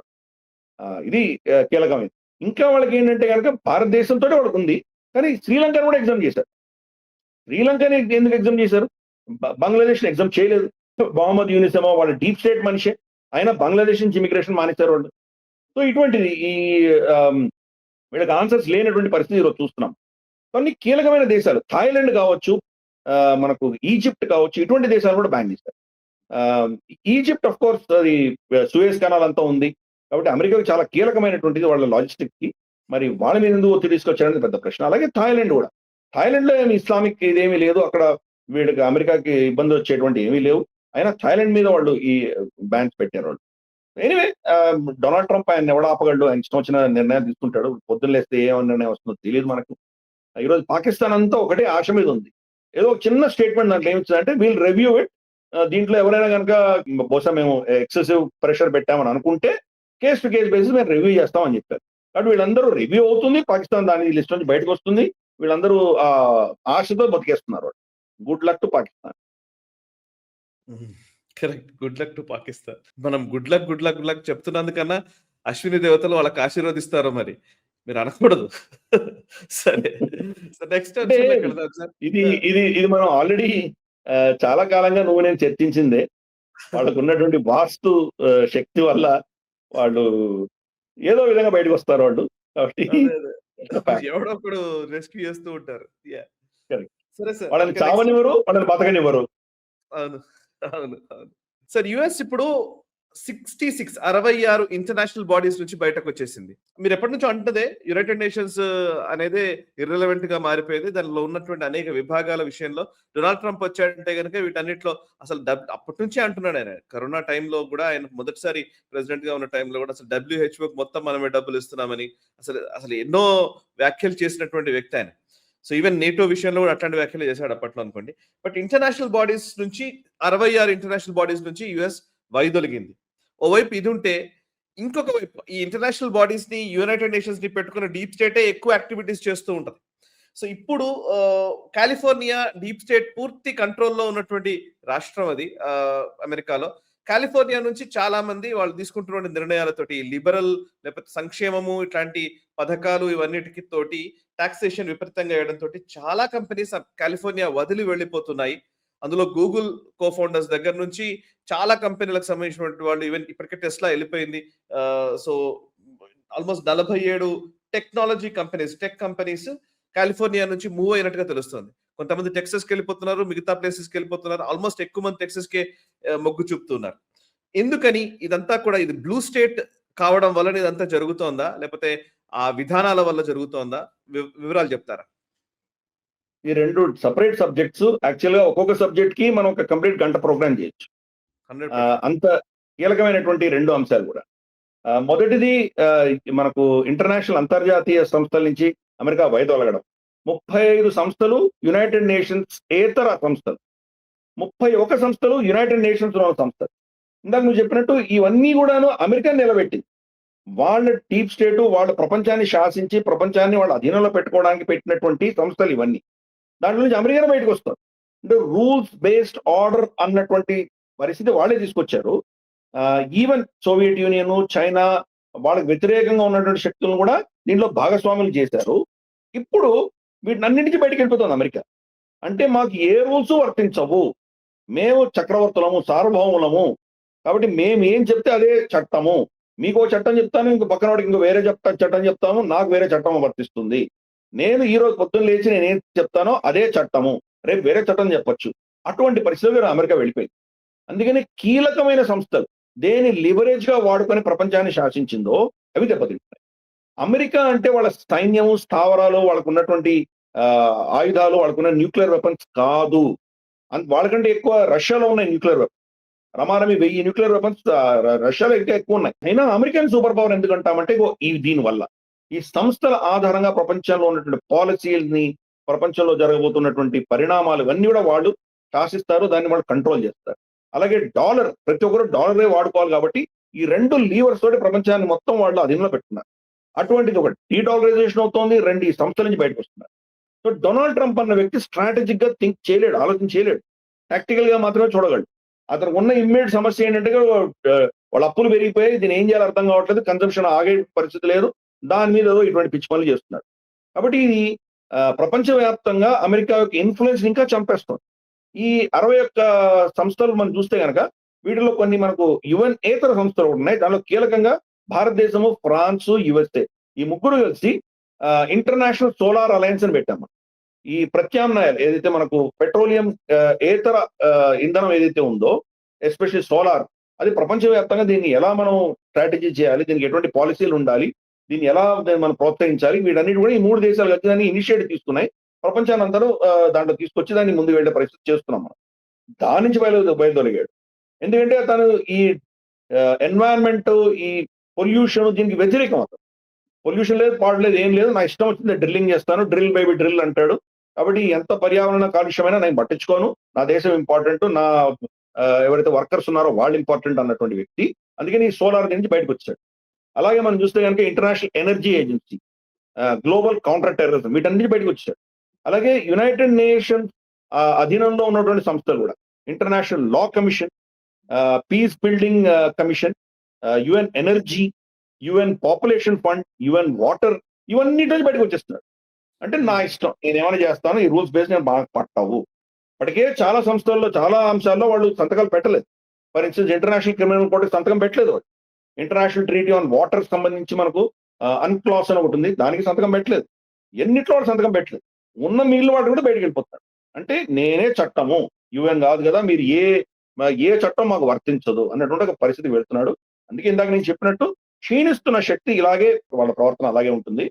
కాబట్టి ఇది ఒక మేజర్ ఒక హిస్టారికల్ షిఫ్ట్ అవుతోంది ప్రపంచవ్యాప్తంగా. అమెరికా, ఎస్పెషల్లీ డొనాల్డ్ ట్రంప్, ఇది నార్మల్ గా ఇది ఒక 40-50 ఏళ్ళు పట్టేటువంటిది 10 ఏళ్లలోనే సాధిస్తున్నాడు. అమెరికా యొక్క పతనంకి చాలా యాక్సిలరేటెడ్. అందరు ఇంతవరకు సెకండ్ గేర్ లో వెళ్తుంటే ఇది 5th గేర్ తీసుకెళ్తున్నాడు. కాబట్టి గుడ్ లక్. ఇందాక నేను అన్నట్టు మనం ఒక పెద్ద ప్రోగ్రామ్ చేయాలి దీని గురించి. మొత్తం ఎలా ఈ కొలాప్స్ అవుతోంది సిస్టమ్, దాని గురించి మనం సపరేట్ ప్రోగ్రామ్ చేయాలి. అందుకని చెప్పా కదా, 10 నిమిషాలు పావు గంటలో మాట్లాడే విషయం కాదు ఇది. ఎందుకు వైదొలిగాడు, ఎటువంటి వాటి నుంచి బయటకు వచ్చాడు, దానివల్ల అమెరికాకి ఎటువంటి నష్టం వస్తుంది, ప్రపంచంలో ఈ నరేటివ్స్ కి, ఈ యొక్క పాలసీస్ కానీ ఎటువంటి నష్టం వస్తున్నాయి, ఇవన్నీ కూడా డీటెయిల్ గా చర్చించవలసింది. బట్ అమెరికా వచ్చేసి కంప్లీట్ గా మల్టీ లాటరలిజం నుంచి బయటకు వచ్చేస్తుంది. నేను నా ఇష్టం అలా తయారైంది. రెండోది కాలిఫోర్నియాకి సంబంధించి రెండోది కాలిఫోర్నియా గురించి మనం చూసామంటే, కాలిఫోర్నియాలో అమెరికాలో ఇది ఒక విడ్డూరమైనటువంటి, ఒకప్పుడు కాలిఫోర్నియా రెడ్ స్టేట్. మనకు అర్నాల్డ్ షవార్జ్నెగర్ ఉండేవాడు గవర్నర్ గా. So red state, red blue అయ్యింది. సో వీళ్ళు బ్లూ స్టేట్లు, ఏవైతే బ్లూ స్టేట్స్ ఉన్నాయో దాన్ని సర్వనాశనం చేస్తారు. సర్వనాశనం చేసి రెడ్ స్టేట్ కి షిఫ్ట్ అవుతారు. రెడ్ స్టేట్ కి వెళ్ళి అక్కడ మళ్ళీ బ్లూ స్టేట్ చేస్తారు, దాన్ని నాశనం చేస్తారు. సో ఈ లెఫ్టిస్ట్ భావజాలం ఉన్నటువంటి రాష్ట్రాలన్నీ అదే పరిస్థితి. ఈరోజు మమదాని ఎన్నుకున్నారు అక్కడ న్యూయార్క్ లో. మమదాని కూడా ఇదే పరిస్థితి. ఆల్రెడీ అక్కడి నుంచి చాలా మంది వెళ్ళిపోతున్నారు, వలస వెళ్ళిపోతున్నారు, ఇంకెక్కడో వెళ్ళి సెటిల్ అయ్యేటువంటి పరిస్థితి చూస్తున్నాం. వాషింగ్టన్ డీసీ ప్రభుత్వం తప్ప ఇంకేం లేదు అక్కడ, బిజినెస్ లేవు, అందరూ వెళ్ళిపోయారు ఎప్పుడు అక్కడి నుంచి. ఇప్పుడు మోస్ట్ సంపన్నమైనటువంటి రాష్ట్రమైనటువంటి కాలిఫోర్నియాలో ఈ మొసలం పుట్టింది. కాలిఫోర్నియా భారతదేశపు ఎకానమీకి సరిసమానం. $4.1 ట్రిలియన్ ఎకానమీ వాళ్ళది, మన నుంచి అంతనే ఉంది. అంటే ఒక భారతదేశం జీడిపి అంతా, జీడిపి ఉన్నటువంటి ఒక కాలిఫోర్నియా ఈరోజు ఎంత నాశనం అవుతుందో చూడొచ్చు. కొన్ని ఉదాహరణలు చూడొచ్చు మనం. మెక్డానల్డ్స్ వచ్చేసి వాళ్ళ మొత్తం మెజారిటీ అవుట్లెట్స్ అని షట్ డౌన్ చేస్తున్నారు. దీనికి ఇదే కాదు, మిగతా వాటి కూడా కారణం ఏంటంటే డెలివరీ సిస్టమ్ ఉంటుంది కదా మనకి. ఇప్పుడు జెప్టో, మనకు స్విగ్గీ, జొమాటో, ఇటువంటివన్నీ డెలివరీస్ ఏవైతే జరుగుతాయో, పిజ్జా హట్ కానీ మెక్డానల్డ్స్ కానీ, మీరు ఆర్డర్ ఇస్తే వాళ్ళు ఇంటికి వచ్చి డెలివరీ చేస్తారు కదా, వాళ్లకు మినిమం వేజెస్ గంటకి $20 వాడు ఫిక్స్ చేసింది ఆ ప్రభుత్వం. అంటే ఎంత ఎక్స్పెన్సివ్ చూడొచ్చు. కాబట్టి వాళ్ళ ఈ డెలివరీ చేయడానికి వాళ్లకు ఇచ్చేటువంటి జీతాలతోటి వీళ్ళ ఎకానమీస్ పనిచేయడం, ఇంకా దాని ధరలు విపరీతంగా పెంచాల్సి వస్తుంది. ధర అంత విపరీతంగా పెంచితే కూడా కొనరు. కాబట్టి ఎకానమీలో దెబ్బతింది. కాబట్టి చాలా ఈ అవుట్లెట్స్ అన్ని కూడా హోమ్ డెలివరీ చేసే వాళ్ళు ఆపేశారు, మీరే వచ్చి కలెక్ట్ చేసుకోండి అంటున్నారు. రెండు, ఇంత కాస్ట్ పెరిగేసరికి వాళ్ళ ఎంప్లాయీస్, వాళ్ళు చాలా మంది వాళ్ళ ఆఫీసర్స్ చెప్తున్నారు, మా దగ్గర కొనుక్కోవడం కంటే మీ ఇంట్లో మీరు వంట చేసుకోవడం మీకు సేఫ్ అని చెప్తున్నారు. కాబట్టి ఈ ఖర్చులు ఇంత విపరీతంగా పెరిగిపోయి ఈ యొక్క సోకాల్డ్ లేబర్ సపోర్ట్ ఇవన్నీ చేసేసరికి అక్కడ బిజినెస్ అన్నది వయబుల్ కాకుండా పోయింది. రైట్. తర్వాత మనకు లారీ పేజ్, సర్గే బ్రెయిన్, వీళ్ళు టెక్సస్ వెళ్ళిపోయారు. ఇంకా ఇదో జనవరి 1 నుంచి ఈ చట్టం వస్తుంది. ఈ చట్టం అక్టోబర్లోనో నవంబర్లోనో ప్రవేశపెడతాము, కానీ రెట్రాస్పెక్టివ్ గా 1 జనవరి 2026కి వర్తిస్తుంది అని వాళ్ళు చెప్పడంతో ఇప్పుడే వెళ్ళిపోయారు వాళ్ళందరూ. ఇంకా చట్టం రాలేదు, అది ఏముంటుందో తెలియదు. వీళ్ళ ఆస్తుల మీద వెల్త్ ట్యాక్స్ వేస్తామని చెప్పి వాళ్ళు నిర్ణయించారు. వెల్త్ ట్యాక్స్ మనం ఒక విషయం అర్థం చేసుకోవాలి. నా దగ్గర ఆస్తి ఉంది, మా నాన్నగారో మా తాతగారో ఎవరో నాకు సంపాదించి పెట్టినటువంటి ఆస్తి ఉంది. అప్పుడైనా ₹100 కొని ఉండొచ్చు, ఇప్పుడు అది ₹1,00,00,000 విలువ చేసింది. దానివల్ల నాకేమైనా క్యాష్ రూపాయన నాకు ఏమైనా వస్తుంది, ఏం రావట్లేదు కదా. మీ వాల్యుయేషన్ లో దాన్ని పెరిగింది అంతేగాని నాకు పైసలు లేకుండా నేను ట్యాక్స్ ఎక్కడి నుంచి కడతాను నేను? సో ఇది ఒక విడ్డూరమైన పరిస్థితి. మనకు కూడా ఉండేది వెల్త్ ట్యాక్స్, 2% వెల్త్ ట్యాక్స్ ఉండేది మనకు. ఒక హౌస్ ఎగ్జామ్టెడ్. మా నాన్న నాకు 3 ఇళ్ళు ఇస్తే నేను ఏం చేయను దానికి? రెండో ఇంటికి మూడో ఇంటికి నేను ట్యాక్స్ కట్టాలి కదా. ఇది ఒక పనికి మాలినటువంటి సోషలిస్ట్ చట్టం ఇది. అదే అక్కడ వాళ్ళు ఇంప్లిమెంట్ చేయదలుచుకున్నారు. వాళ్ళ లేబర్ యూనియన్స్ వీళ్ళందరూ కలిసి వాళ్ళ ప్రేరణతోటి, ఎందుకంటే ఓట్ బ్యాంక్ వాడు పుష్ చేయబోతున్నారు. అందుకని వీళ్ళందరూ అక్కడ వలస పెట్టుకోవాలి. రాహుల్ గాంధీ కూడా అదే చెప్తున్నాడు కదా. కరెక్ట్. సో వీళ్ళ మొత్తం ఎకో సిస్టమ్ ఇలాగే ప్రవర్తిస్తుంది. సంపన్నంగా ఉన్నటువంటి రాష్ట్రాల్ని నాశనం చేస్తారు. సంపన్నులని వీళ్ళు కించపరుస్తారు, వాళ్ళని అటాక్ చేస్తారు. మన దేశంలో కూడా అటువంటి చాలా ఉన్నాయి. మనకు అమెరికాలో గత సంవత్సరంన్నరలో 1,65,000 మంది బిలియనర్స్ వెళ్ళిపోయారు ఆ దేశం నుంచి. ట్యాక్స్ హెవెన్స్కి వెళ్ళిపోయారు, ఎక్కడో వెళ్ళిపోయారు. లేటెస్ట్ మనం చూస్తున్నాం, టెక్సస్ మారిపోయారు వీళ్ళు, లారీ పేజ్, సర్గే బ్రిన్. అక్కడే గరాజ్ లో కూర్చొని వాళ్ళు తయారు చేసినటువంటి కాలిఫోర్నియన్స్ వాళ్ళు వెళ్ళిపోతారంటే అర్థం చేసుకోవచ్చు పరిస్థితి ఏంటో. ఎంతో దారుణంగా ఉంది. బహుశా 17-18 బిలియన్ డాలర్స్ వాళ్ళు ట్యాక్సులు కట్టాల్సి వస్తుంది ఏదైనా చట్టం వస్తే. అందుకని వాళ్ళు వెళ్ళిపోయారు అక్కడి నుంచి. సో క్రమేపీ ఫ్లైట్ వెళ్ళిపోతుంది. టెస్లా ముందరే వెళ్ళిపోయాడు ఆయన, టెక్సస్ వెళ్ళిపోయాడు. Elon Musk head quarter shift చేశాడు. అఫ్కోర్స్ ప్రొడక్షన్ ఇంకా అక్కడ ఉంది కాలిఫోర్నియాలో, బట్ హెడ్ క్వార్టర్ షిఫ్ట్ చేసేసాడు. సో అలాగే చూస్తే మనకు యాపిల్ టెంపా టెక్సస్ కి షిఫ్ట్ అవుతాం. అలాగే మనకు టెస్లా వెళ్ళిపోయింది. టెస్లా, ఆరకల్ రెండు కూడా ఆస్టిన్ కి వెళ్తున్నాయి. హ్యూలెట్ ప్యాకార్డ్ వచ్చేసి హ్యూస్టన్ కి వెళ్తోంది. పాలంటీన్ అన్నది డెన్వర్ కి వెళ్ళిపోయింది. ఇలా చాలా కంపెనీలు షిఫ్ట్ అయిపోతున్నాయి అక్కడ నుంచి, కాలిఫోర్నియా షిఫ్ట్ అవుతుంది. ఇంకా వీళ్ళకు ఉన్న ఇంకో పనికి మాలిన భావజాలం ఏంటంటే ఎన్వైరన్మెంట్, క్లీన్ ఎన్వైరన్మెంట్ ఉండాలి, ప్రదూషణ తగ్గించాలి. ఇది ఒక అస్త్రంగా వాడుకుంటున్నారు. దాంతో ఏం చేశారంటే ఒకప్పుడు రమారమి 30-32 ఆయిల్ రిఫైనరీస్ ఉండేవి కాలిఫోర్నియాలో. ఇవన్నీ బంద్ చేసుకుంటూ వెళ్ళాయి. దాంతో ఏమైందంటే ఇప్పుడు 10 రిఫైనరీలే ఉన్నాయి. వాళ్లకు పెట్రోల్ బంకుల్లోకి వాళ్ళకి గ్యాసోలిన్ అంటారు వాళ్ళు, అది రావడం తగ్గిపోయింది. వాళ్ళకి ఇన్ఫ్లో తగ్గిపోయింది. రెండు ఇంపోర్ట్ చేసుకోవాల్సి వస్తుంది. ఇంపోర్ట్ చేసుకుంటే పెసిఫిక్ సముద్రం దాటి రావాలి, ఏషియా నుంచి రావాలంటే. అక్కడి నుంచి రావాలంటే కనుక ఎప్పుడు స్టామ్స్ ఉంటాయో తెలీదు, ఎప్పుడు వస్తుందో తెలీదు, డిలేస్ అవుతున్నాయి. దీనివల్ల కాలిఫోర్నియా బాగా దెబ్బతింది. సో దాంతో ధరలు పెరిగిపోయి ఆ ధరల్లో సస్టైన్ చేయలేనటువంటి పరిస్థితి ఉంది. కాబట్టి ప్లస్ ఎలక్ట్రిక్ వెహికల్స్ మీద వీళ్ళు ఎక్కువ ఫోకస్ పెడుతున్నారు. ఇవన్నీ చేసేసరికి పెట్రోల్ బంకులు మూసేస్తున్నారు. గతంలో 1 కిలోమీటర్ 2 కిలోమీటర్లో పెట్రోల్ బంక్ ఉండేది, ఇప్పుడు 15 కిలోమీటర్లు 20 కిలోమీటర్లు వెళ్ళాల్సి వస్తుంది ఒక పెట్రోల్ బంక్. ఇవన్నీ కూడా ఎవరికి కనిపించవు. ఈ సోషలిస్ట్ భావజాలం ఎలా దేశాలని నాశనం చేస్తున్నాయి అర్థం చేస్తుంది. వెనెజులా టిపికల్ ఎగ్జాంపుల్, ఎట్లా సర్వనాశనమైందో చూస్తాం. గ్రీస్ ఎలా సర్వనాశనమైందో చూస్తున్నాం. అందుకని ఈ కమ్యూనిస్టు లెఫ్టిస్ట్ భావజాలం ఉన్నది ఏ ప్రాంతాల్లో ఉందో అవన్నీ సర్వనాశనం అవుతున్నాయి. ఈరోజు కాలిఫోర్నియా అదే పరిస్థితిలో ఉంది. ప్లస్ వీళ్ళు చూస్తే కనుక వీళ్ళ గ్యాసోలిన్ ప్రైసెస్ మనం చూసామంటే ఈరోజు కాలిఫోర్నియా ఆల్మోస్ట్ 2వ స్థానంలో ఉంది. దాంట్లో కూడా లార్జెస్ట్ స్టేట్ కాబట్టి పర్ గ్యాలన్, వాళ్ళు గ్యాలన్ కింద లెక్క పెడతారు, వాళ్ళు లీటర్ కాదు, పర్ గ్యాలన్ $4.21 పర్ గ్యాలన్. ఈరోజు అక్కడ one of the highest rate. ఆ దేశంలో 2వ హైయెస్ట్ ప్రైస్ అక్కడ ఉంది. ఇంత టెక్నాలజీ కంపెనీస్ ఇన్ని ఉన్నాయి కాబట్టి వాళ్ళు రియల్ ఎస్టేట్ ఎవరు కొనలేరు. అక్కడ పనిచేస్తున్నటువంటి ఎంప్లాయీస్ ఎవరు కూడా ఇల్లు కొనుక్కోలేరు. వాళ్ళు పెట్రోల్ పోసుకొని తిరగలేనటువంటి పరిస్థితి. కానీ పిజ్జా బర్గర్లు తెప్పించుకుందామంటే అది ధరలు పెరిగిపోయినాయి, షాపులు మూసేసుకుంటున్నారు. ఈ పరిస్థితి అక్కడ ఉంది. నార్మల్ గా వాళ్ళ దేశం యావరేజ్ వచ్చి $2 పర్ గ్యాలన్, అటువంటిది 4.2, ఆల్మోస్ట్ 2 డబుల్ ఉంది ఈరోజు కాలిఫోర్నియాలో. కాబట్టి ఎలా తట్టుకుంటారు అది? సో మనకు ప్రైసులు పెరుగుతున్నాయి, తక్కువ పెట్రోల్ బంక్స్ ఉంటున్నాయి, రిఫైనరీస్ తగ్గిపోయినాయి, ప్లస్ ఈ ఇంపోర్ట్ చేసుకునే దానికి ప్రైస్ ఫ్లక్చుయేషన్ అది ఎప్పుడు వస్తాయో తెలీదు. దాంతో అతలాకుతలం అయిపోతుంది అక్కడ. టార్గెట్ అని చెప్పేసి మనకు రీటైల్ స్టోర్ ఒకటి ఉంది. మనకు రోడ్ సైడ్ మనకు పక్కన ఉన్నటువంటి కిరాణా షాప్ లాంటిది, అందరూ దాని మీద డిపెండ్ అవుతారు. చీప్ గా ఉంటాయి గుడ్స్ అక్కడ. వాళ్ళు రమారమి 77 స్టోర్స్ మూసేశారు కాలిఫోర్నియా. ఎందుకంటే అక్కడ ఇంకో విడ్డూరం, థెఫ్ట్ అండ్ మనకు ఆర్గనైజ్డ్ క్రైమ్, ఆ పనికిమాలిన చట్టం కూడా తీసుకొచ్చింది కాలిఫోర్నియా. $950 కంటే తక్కువ దొంగతనం జరిగితే వాళ్ళు కేసు కూడా వేరు, వాళ్ళ మీద అరెస్ట్ చేయడం కానీ ఫైన్ వేయడం కానీ ఏమి ఉండదు. మిస్ డెమనార్ ఆమె ఒక సర్టిఫికేట్ ఇస్తారు, నువ్వు నువ్వు చేసింది మంచిది కాదు అబ్బాయి, బాగుపడు, నువ్వు ఇలాంటి చేయొద్దు, సర్టిఫికేట్ ఇచ్చి పంపిస్తారు అంతే. అంతకుమించి ఏమీ ఉండదు, కాస్ట్ లేదు, పెనాల్టీ లేదు, ఏమీ లేదు. దాంతో ఏమైందంటే ప్రతిరోజు ఎవరో వస్తున్నారు 950 అంతకంటే తక్కువ ఉన్న సామాను దొంగతనం చేసి ఓపెన్ తీసుకొని వెళ్ళిపోతున్నారు, బిల్లు కట్టకుండా వెళ్ళిపోతున్నారు. వాళ్ళు ఎవరు ఆపగలరు? సో ఈ నష్టాలు వాళ్ళు తట్టుకోలేకుండా ఉన్నారు. దాంతో ఆ కంపెనీలన్నీ కూడాను వాళ్ళ బిజినెస్ అన్ని కొలాప్స్ అవుతున్నాయి. అందుకని 72 మూసేశారు. సో ఇటువంటి చట్టాలను తీసుకురావడంతో ఇగో వాళ్ళ ఎకానమీ అంతా దెబ్బతింటారు. తర్వాత మనకు వాల్మార్ట్ 22 స్టోర్స్ మూసేసింది. వాల్మార్ట్ చాలా పెద్దది, 22 స్టోర్స్ అంటే కొన్ని ఒక 10-15 టార్గెట్ల ఏవైతే రీటైల్ స్టోర్స్ ఉంటే దానికి ఒక వాల్మార్ట్ సమానం. అటువంటిది 22 మూసేస్తున్నారు.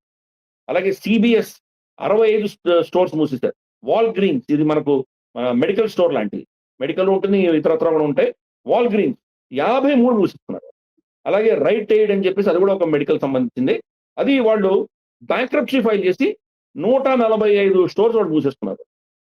సో ఇది వాళ్ళ పరిస్థితి. రీటైల్ వేకెన్సీ అంటే రీటైల్ ఇండస్ట్రీలో పనిచేస్తున్నటువంటి వాళ్ళు 24% నిరుద్యోగ సమస్య ఈరోజు అక్కడ కాలిఫోర్నియా. ఓహ్! అంటే ఇంతటి ప్లస్ నేను గూగుల్‌లో పనిచేసిన వాడిని.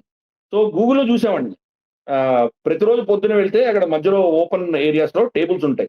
ఆ టేబుల్స్ మీద బుషిజమ్స్ అని పెట్టేవాడు. అప్పటికే జార్జ్ బుష్ ప్రెసిడెంట్‌గా ఉండేవాడు.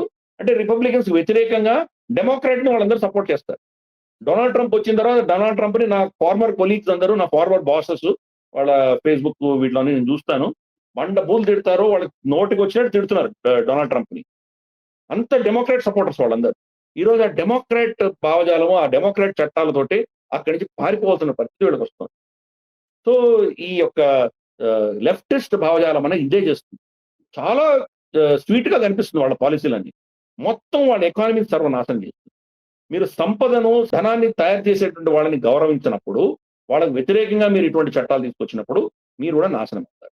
ఈరోజు కాలిఫోర్నియా ఆ పరిస్థితికొచ్చింది. పైపెచ్చు యెస్. గెవిన్ న్యూసమ్ ఏమంటున్నాడంటే, ఇది కార్పొరేట్ బ్లాక్‌మెయిల్ అంటున్నాడు. మేము చేసిన చట్టాల వల్ల, మేము చేసిన ఈ పనికిమాలిన పాలిసీల వల్ల ఇవన్నీ వెళ్ళిపోతున్నాయని అనకుండా ఏమంటున్నాడు, ఇది బ్లాక్‌మెయిల్ ఆఫ్ ద కార్పొరేట్ అంటున్నాడు. నేను కమిషన్ పెడతాను, వీళ్ళు ఏమైనా యాంటీ ట్రస్ట్ వయలేషన్స్ ఏమైనా చేస్తారో చెక్ చేస్తాను అంటున్నాడు. అంటే ఇప్పుడు కూడా బుద్ధి బెదిరించాడు. రావట్లేదు. బెదిరించరు. ఇప్పుడు కూడా బుద్ధి రావట్లేదు. మరి ఆ దేశానికి నిష్కృతి ఎక్కడుంది? అందుకే ఈరోజు చూసాం మనం కేరళ గాని, మనకు వెస్ట్ బెంగాల్ గాని ఎంత అధఃపాతాళంలో ఉన్నాయి ఈరోజు. మనకు మమతా బెనర్జీ మొత్తం లెఫ్టిస్ట్ సిపిఎం ఏం చేసిందో ఆవిడ అదే చేస్తాం. పేరు తృణమూల్ కాంగ్రెస్ కానీ ఆవిడ చేసేది మొత్తం అంతా ఈ లెఫ్టిస్ట్ పాలసీనే చేసింది ఆవిడ. సింగూరులో కూర్చొని టాటా నానో ప్లాంట్ తరిమేసింది. ఈరోజు సింగూరులో పరిస్థితి ఏంటి? ఆర్గనైజర్ దాని గురించి ఇన్వెస్టిగేటివ్ జర్నలిజం ఒక ఆర్టికల్ రిలీజ్ చేశారు నిన్న మొన్న. దాంట్లో అక్కడ ఉన్నటువంటి రైతులకి అక్కడ పండదు, రైతులకు ఏమి ఆదాయం లేదు, ఉద్యోగాలు లేవు, కట్టిక దారిద్ర్యంలో ఉన్నారు వాళ్ళందరూ అక్కడ. సో అందుకని ఈ యొక్క సోకాల్డ్ లెఫ్టిస్ట్ భావజాలంతో ఎకానమీని నడిపిస్తే ఎలా నాశనం అవుతున్నాయో, ఇంత సంపన్నమైనటువంటి రాష్ట్రం కూడా అధపాతాళంకి వెళ్తోంది. ఇప్పుడు వీళ్ళందరూ వెళ్ళి టెక్సాస్‌కి వెళ్ళారు. వీళ్ళ భావజాలం మారవు కదా! సేమ్ డెమోక్రాటిక్ భావజాలం. అక్కడ పోయి అదే రుద్దుతారు. మరి ఇప్పుడు బాగా ఉన్నటువంటి, అభివృద్ధి చెందుతున్నటువంటి వీళ్ళందరూ ఎక్కడైతే సేఫ్‌గా ఉందని చెప్పి అక్కడికి వెళ్తున్నారో దాన్ని కూడా భ్రష్టు పట్టించబోతున్నారు.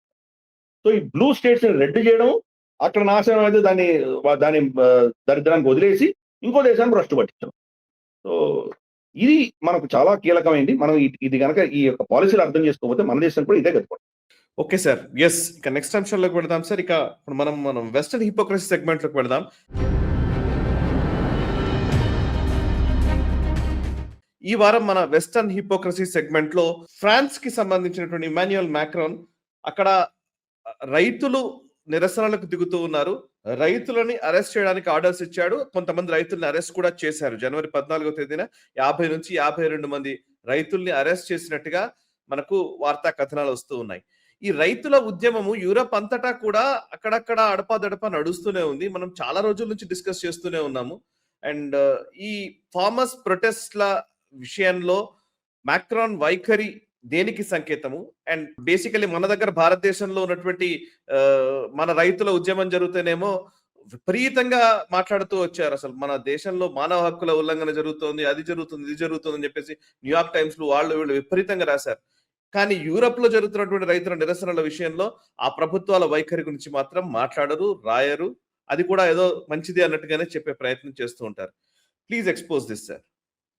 కరెక్ట్. పర్ఫెక్ట్‌గా చెప్పావు. మనకేమో రైతు చట్టాలు మనం తీసుకొస్తేనేమో ఇది వాళ్ళ హక్కుల్ని హరిస్తున్నట్లు, వాళ్ళ మీద మనం ఏదో దౌర్జన్యం చేస్తున్నట్టు, మనం ఒక రాక్షసులుగా చిత్రీకరించారు. సో కాల్డ్ సెలబ్రిటీస్ అందరూ కూడా మనకు వ్యతిరేకంగా ట్వీట్లు చేస్తారు. మనకు వ్యతిరేకంగా బ్యానర్స్ అన్ని అక్కడ ఉంటాయి. న్యూయార్క్‌లో గాని, యూరోప్‌లో గాని బ్యానర్లు పెట్టుకొని తిరుగుతారు. పారిస్‌లో ఈఫిల్ టవర్ ముందరంతా వీళ్ళు డెమాన్‌స్ట్రేషన్స్ చేస్తారు. అక్కడ ఏదో బ్యానర్లు నడిపిస్తారు. వాళ్ళ దేశానికి వచ్చేసరికి ఎగ్జాక్ట్ ఆపోజిట్ చేస్తారు. కెనడాలో ఈవెన్ మనకు జస్టిన్ ట్రూడో ఉన్నప్పుడు కూడా వాళ్ళ రైతులు ఏదో ఈ వ్యాక్సిన్ సంబంధించి ఉద్యమాలు చేస్తే వాళ్ళందరినీ జైల్లో పడేశాడు. వాళ్ళ బ్యాంక్ అకౌంట్స్ అన్ని సీజ్ చేశాడు.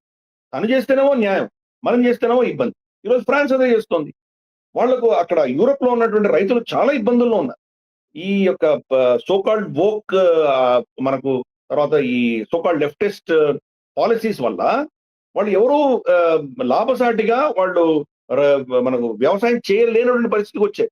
ఇన్ఫాక్ట్ బ్రసెల్స్ లో వీళ్ళు తీసుకెళ్లి వాళ్ళ టొమాటోలు, వాళ్ళ పొటాటోస్, తర్వాత వాళ్ళ ఫామ్ లో ఉన్న చెత్త అంతా కూడా వాళ్ళు డంప్ చేస్తున్నారు వీళ్ళ వ్యతిరేకంగా. జర్మనీలో జరుగుతోంది, ఫ్రాన్స్ లో అదే జరుగుతోంది. ఎక్కడ పోయినా కానీ కూడా రైతులు వాళ్ళ ఇబ్బందుల నుంచి వాళ్ళు బయటకు తట్టుకోలేని పరిస్థితి.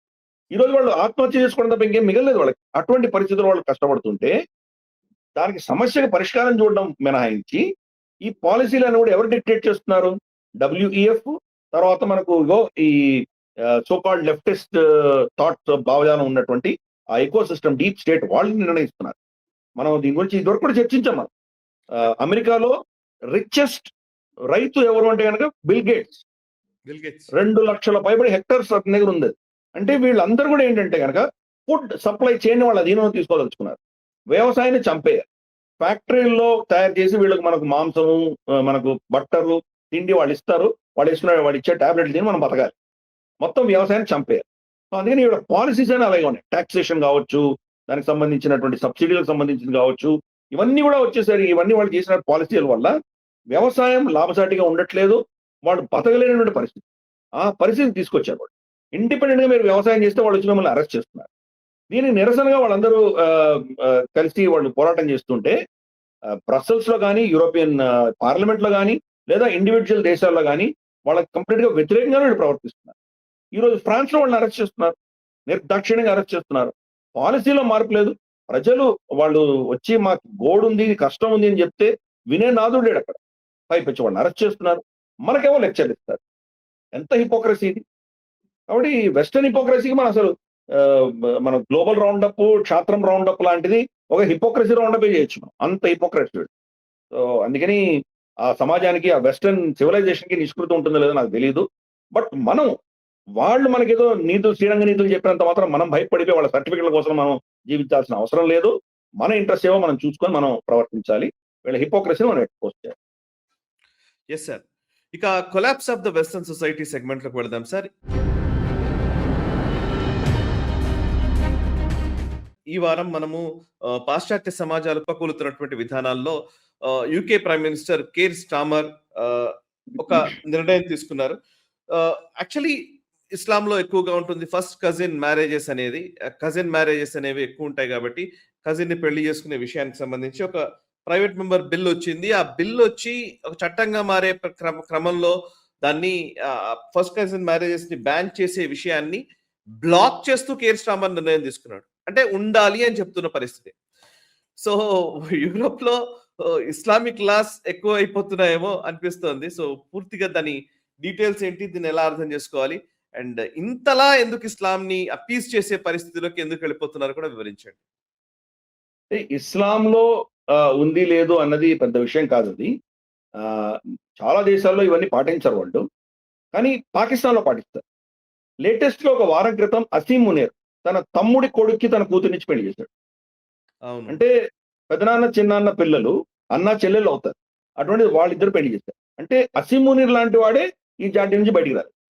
ఇది మనకు ఎక్కువ పంజాబ్ లో చూస్తాం. పంజాబ్, హర్యానా ఈ ప్రాంతంలో చూస్తాం. అట్లీస్ట్ హిందువులు దాని నుంచి బయటకు వచ్చేసారు. చాలా మటుకు 99% బయటకు వచ్చారు. కానీ ముస్లిమ్స్ ఎప్పుడూ అలాగే ఉన్నారు. అంటే అక్కడ ఉన్నటువంటి పరిస్థితులు కూడా అర్థం చేసుకోవచ్చు. ఎన్నో దాడులు అక్కడ జరిగినాయి. దాడులు జరిగినప్పుడు వాళ్ళ కుటుంబాలలో స్త్రీలను ఎత్తుకుపోయేవాళ్ళు, స్త్రీలు తక్కువ ఉండేవాళ్ళు. ప్లస్ పైపెచ్చు ఎక్కడో వెతుక్కొని ఎక్కడో బయటకు పంపించే బదులు వాళ్ళ కుటుంబంలోనే పిల్లలు పెళ్లి చేసుకుంటే సురక్షితంగా ఉంటారు అన్న దృష్ట్యా ఈ ప్రాక్టీసెస్ అన్ని వచ్చినాయి. ఇన్ఫాక్ట్ పంజాబ్ లో ఇంకొక దరిద్రమైన ప్రాక్టీస్ ఏంటంటే కనుక అన్న చనిపోతే కనుక అన్న భార్యని తమ్ముడు పెళ్లి చేసుకోవాలి.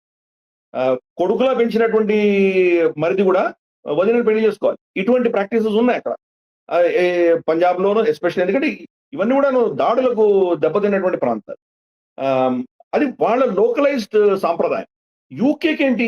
యూకే ఒక అడ్వాన్స్డ్ దేశము. అక్కడ ఉన్నటువంటి చట్టాలు, అక్కడ ఉన్నటువంటి సమాజము చాలా ప్రోగ్రెసివ్ సమాజము. అక్కడ ఇవి ఎందుకు వర్తిస్తాయి? ఇవి వర్తించడానికి వీలు లేదు. వాళ్ళ చట్టాలు కూడా దీనికి వ్యతిరేకంగానే ఉన్నాయి. కానీ ఇదేదో ఇంక్లూజివ్నెస్ అని, ఇదేదో వాళ్ళ రిలీజియస్ రైట్ హక్కులు అని చెప్పేసి, ఇది ఇస్లామోఫోబియా దీన్ని వ్యతిరేకం చేస్తామని చెప్పి ఇగో ఆ ప్రభుత్వాలు ఇటువంటి చట్ట నిర్ణయాలను చేస్తున్నాయి. కియర్ స్టార్మర్కి ఇంకా దరిద్రమైన రెప్యుటేషన్ ఏంటంటే ఈ గ్రూమింగ్ గ్యాంగ్స్ ఎవరైతే ఉన్నారో పాకిస్తానీ ముస్లిం మగవాళ్ళు చిన్న చిన్న పిల్లల్ని, అండర్ ఏజ్ పిల్లల్ని వీళ్ళు రేప్ చేసి వాళ్ళని సెక్స్ స్లేవ్స్ గా వాడుకున్నారో వాళ్ళని సమర్థిస్తూ ఇతను కోర్టులో కేసులు ఆర్గ్యూ చేశాడు గతంలో. కాబట్టి ఆ ఇస్లామోఫోబియా, ఆ ఓట్ బ్యాంక్ పాలిటిక్స్ అనేది ఎంత పరాకాష్ఠకు తీసుకెళ్ళడం మనం చూడొచ్చు కేర్ స్టార్మర్. అటువంటిది ఈ సొంత అన్నని చెల్లెల్ని పెళ్లి చేసుకునేటువంటి వాళ్ళ ఏదో ఆచారాలు ఉన్నాయో దాని వ్యతిరేకంగా అతను వచ్చే చట్టాలని ఆపుతున్నాడు. అంటే ఎంత రిగ్రెసివ్, ఎంత పనికిమాలలో వెనక్కి వెళ్ళేటువంటి భావజాలాన్ని అతను ఎంకరేజ్ చేస్తున్నాడో మనం అర్థం చేసుకోవచ్చు. మరి ఆ సమాజం ఏమవుతుంది? అది మన జేడీ వ్యాన్స్ కానీ చాలా మంది మనకు నిష్ణాతులందరూ చెప్తున్నారు UK will the first European country to become Islamic అంటున్నారు. ముందర ఇస్లామిక్ కన్వర్ట్ అయ్యేది యూకేనని చెప్తున్నారు. సో ఇంతకంటే మనకు ఉదాహరణ ఏం కావాలి మనకు? అక్కడ ఏమో క్రిస్మస్ కి సెలబ్రేట్ చేస్తేనేమో ఇంటి ముందర పుష్పగుచ్చాలు పెట్టుకోవడానికి వీల్లేదు. వీళ్ళు ఎక్కడ బాధపడతారో అని వాళ్ళు ఇంత పెద్ద స్పీకర్లు పెట్టి అక్కడ క్రిస్మస్ ట్రీల ముందర వాళ్ళు అజాన్లు అరిచి గోల చేసి క్రిస్మస్ ట్రీని తగలబెట్టి క్రిస్టియన్స్ వ్యతిరేకంగా ఎన్ని చేస్తున్నా ఏం మాట్లాడరు. యూకే ఫ్లాగ్ బయటకు తీసుకొస్తే అరెస్ట్ చేస్తారు. సో మరి ముస్లిమ్స్ ఎక్కడ బాధపడతారో, వాళ్ళు ఏమనుకుంటారో, మరి ఇటువంటి సమాజం ఎంతకాలం బతుకుతుంది అది? కాబట్టి దీని ప్యారలల్ మన దేశంలో కూడా చూడొచ్చు. ఎంత ముస్లిం తుష్టీకరణ మనకు అపోజిషన్స్ చేస్తున్నాయో చూడొచ్చు మనం. ఈరోజు ముంబై మనకు అక్కడ మహారాష్ట్రలో జరిగినటువంటి ఎన్నికల్లో కూడా మనం చూస్తే కాంగ్రెస్ ఓట్లు ఎక్కడి నుంచి వచ్చినాయి? ఉద్ధవ్ ఠాక్రే, హృదయ సామ్రాట్ అన్నటువంటి బాలాసాహెబ్ ఠాక్రే కుమారుడు ఈరోజు ముస్లిం ఓట్లతోనే గెలుస్తున్నాడు.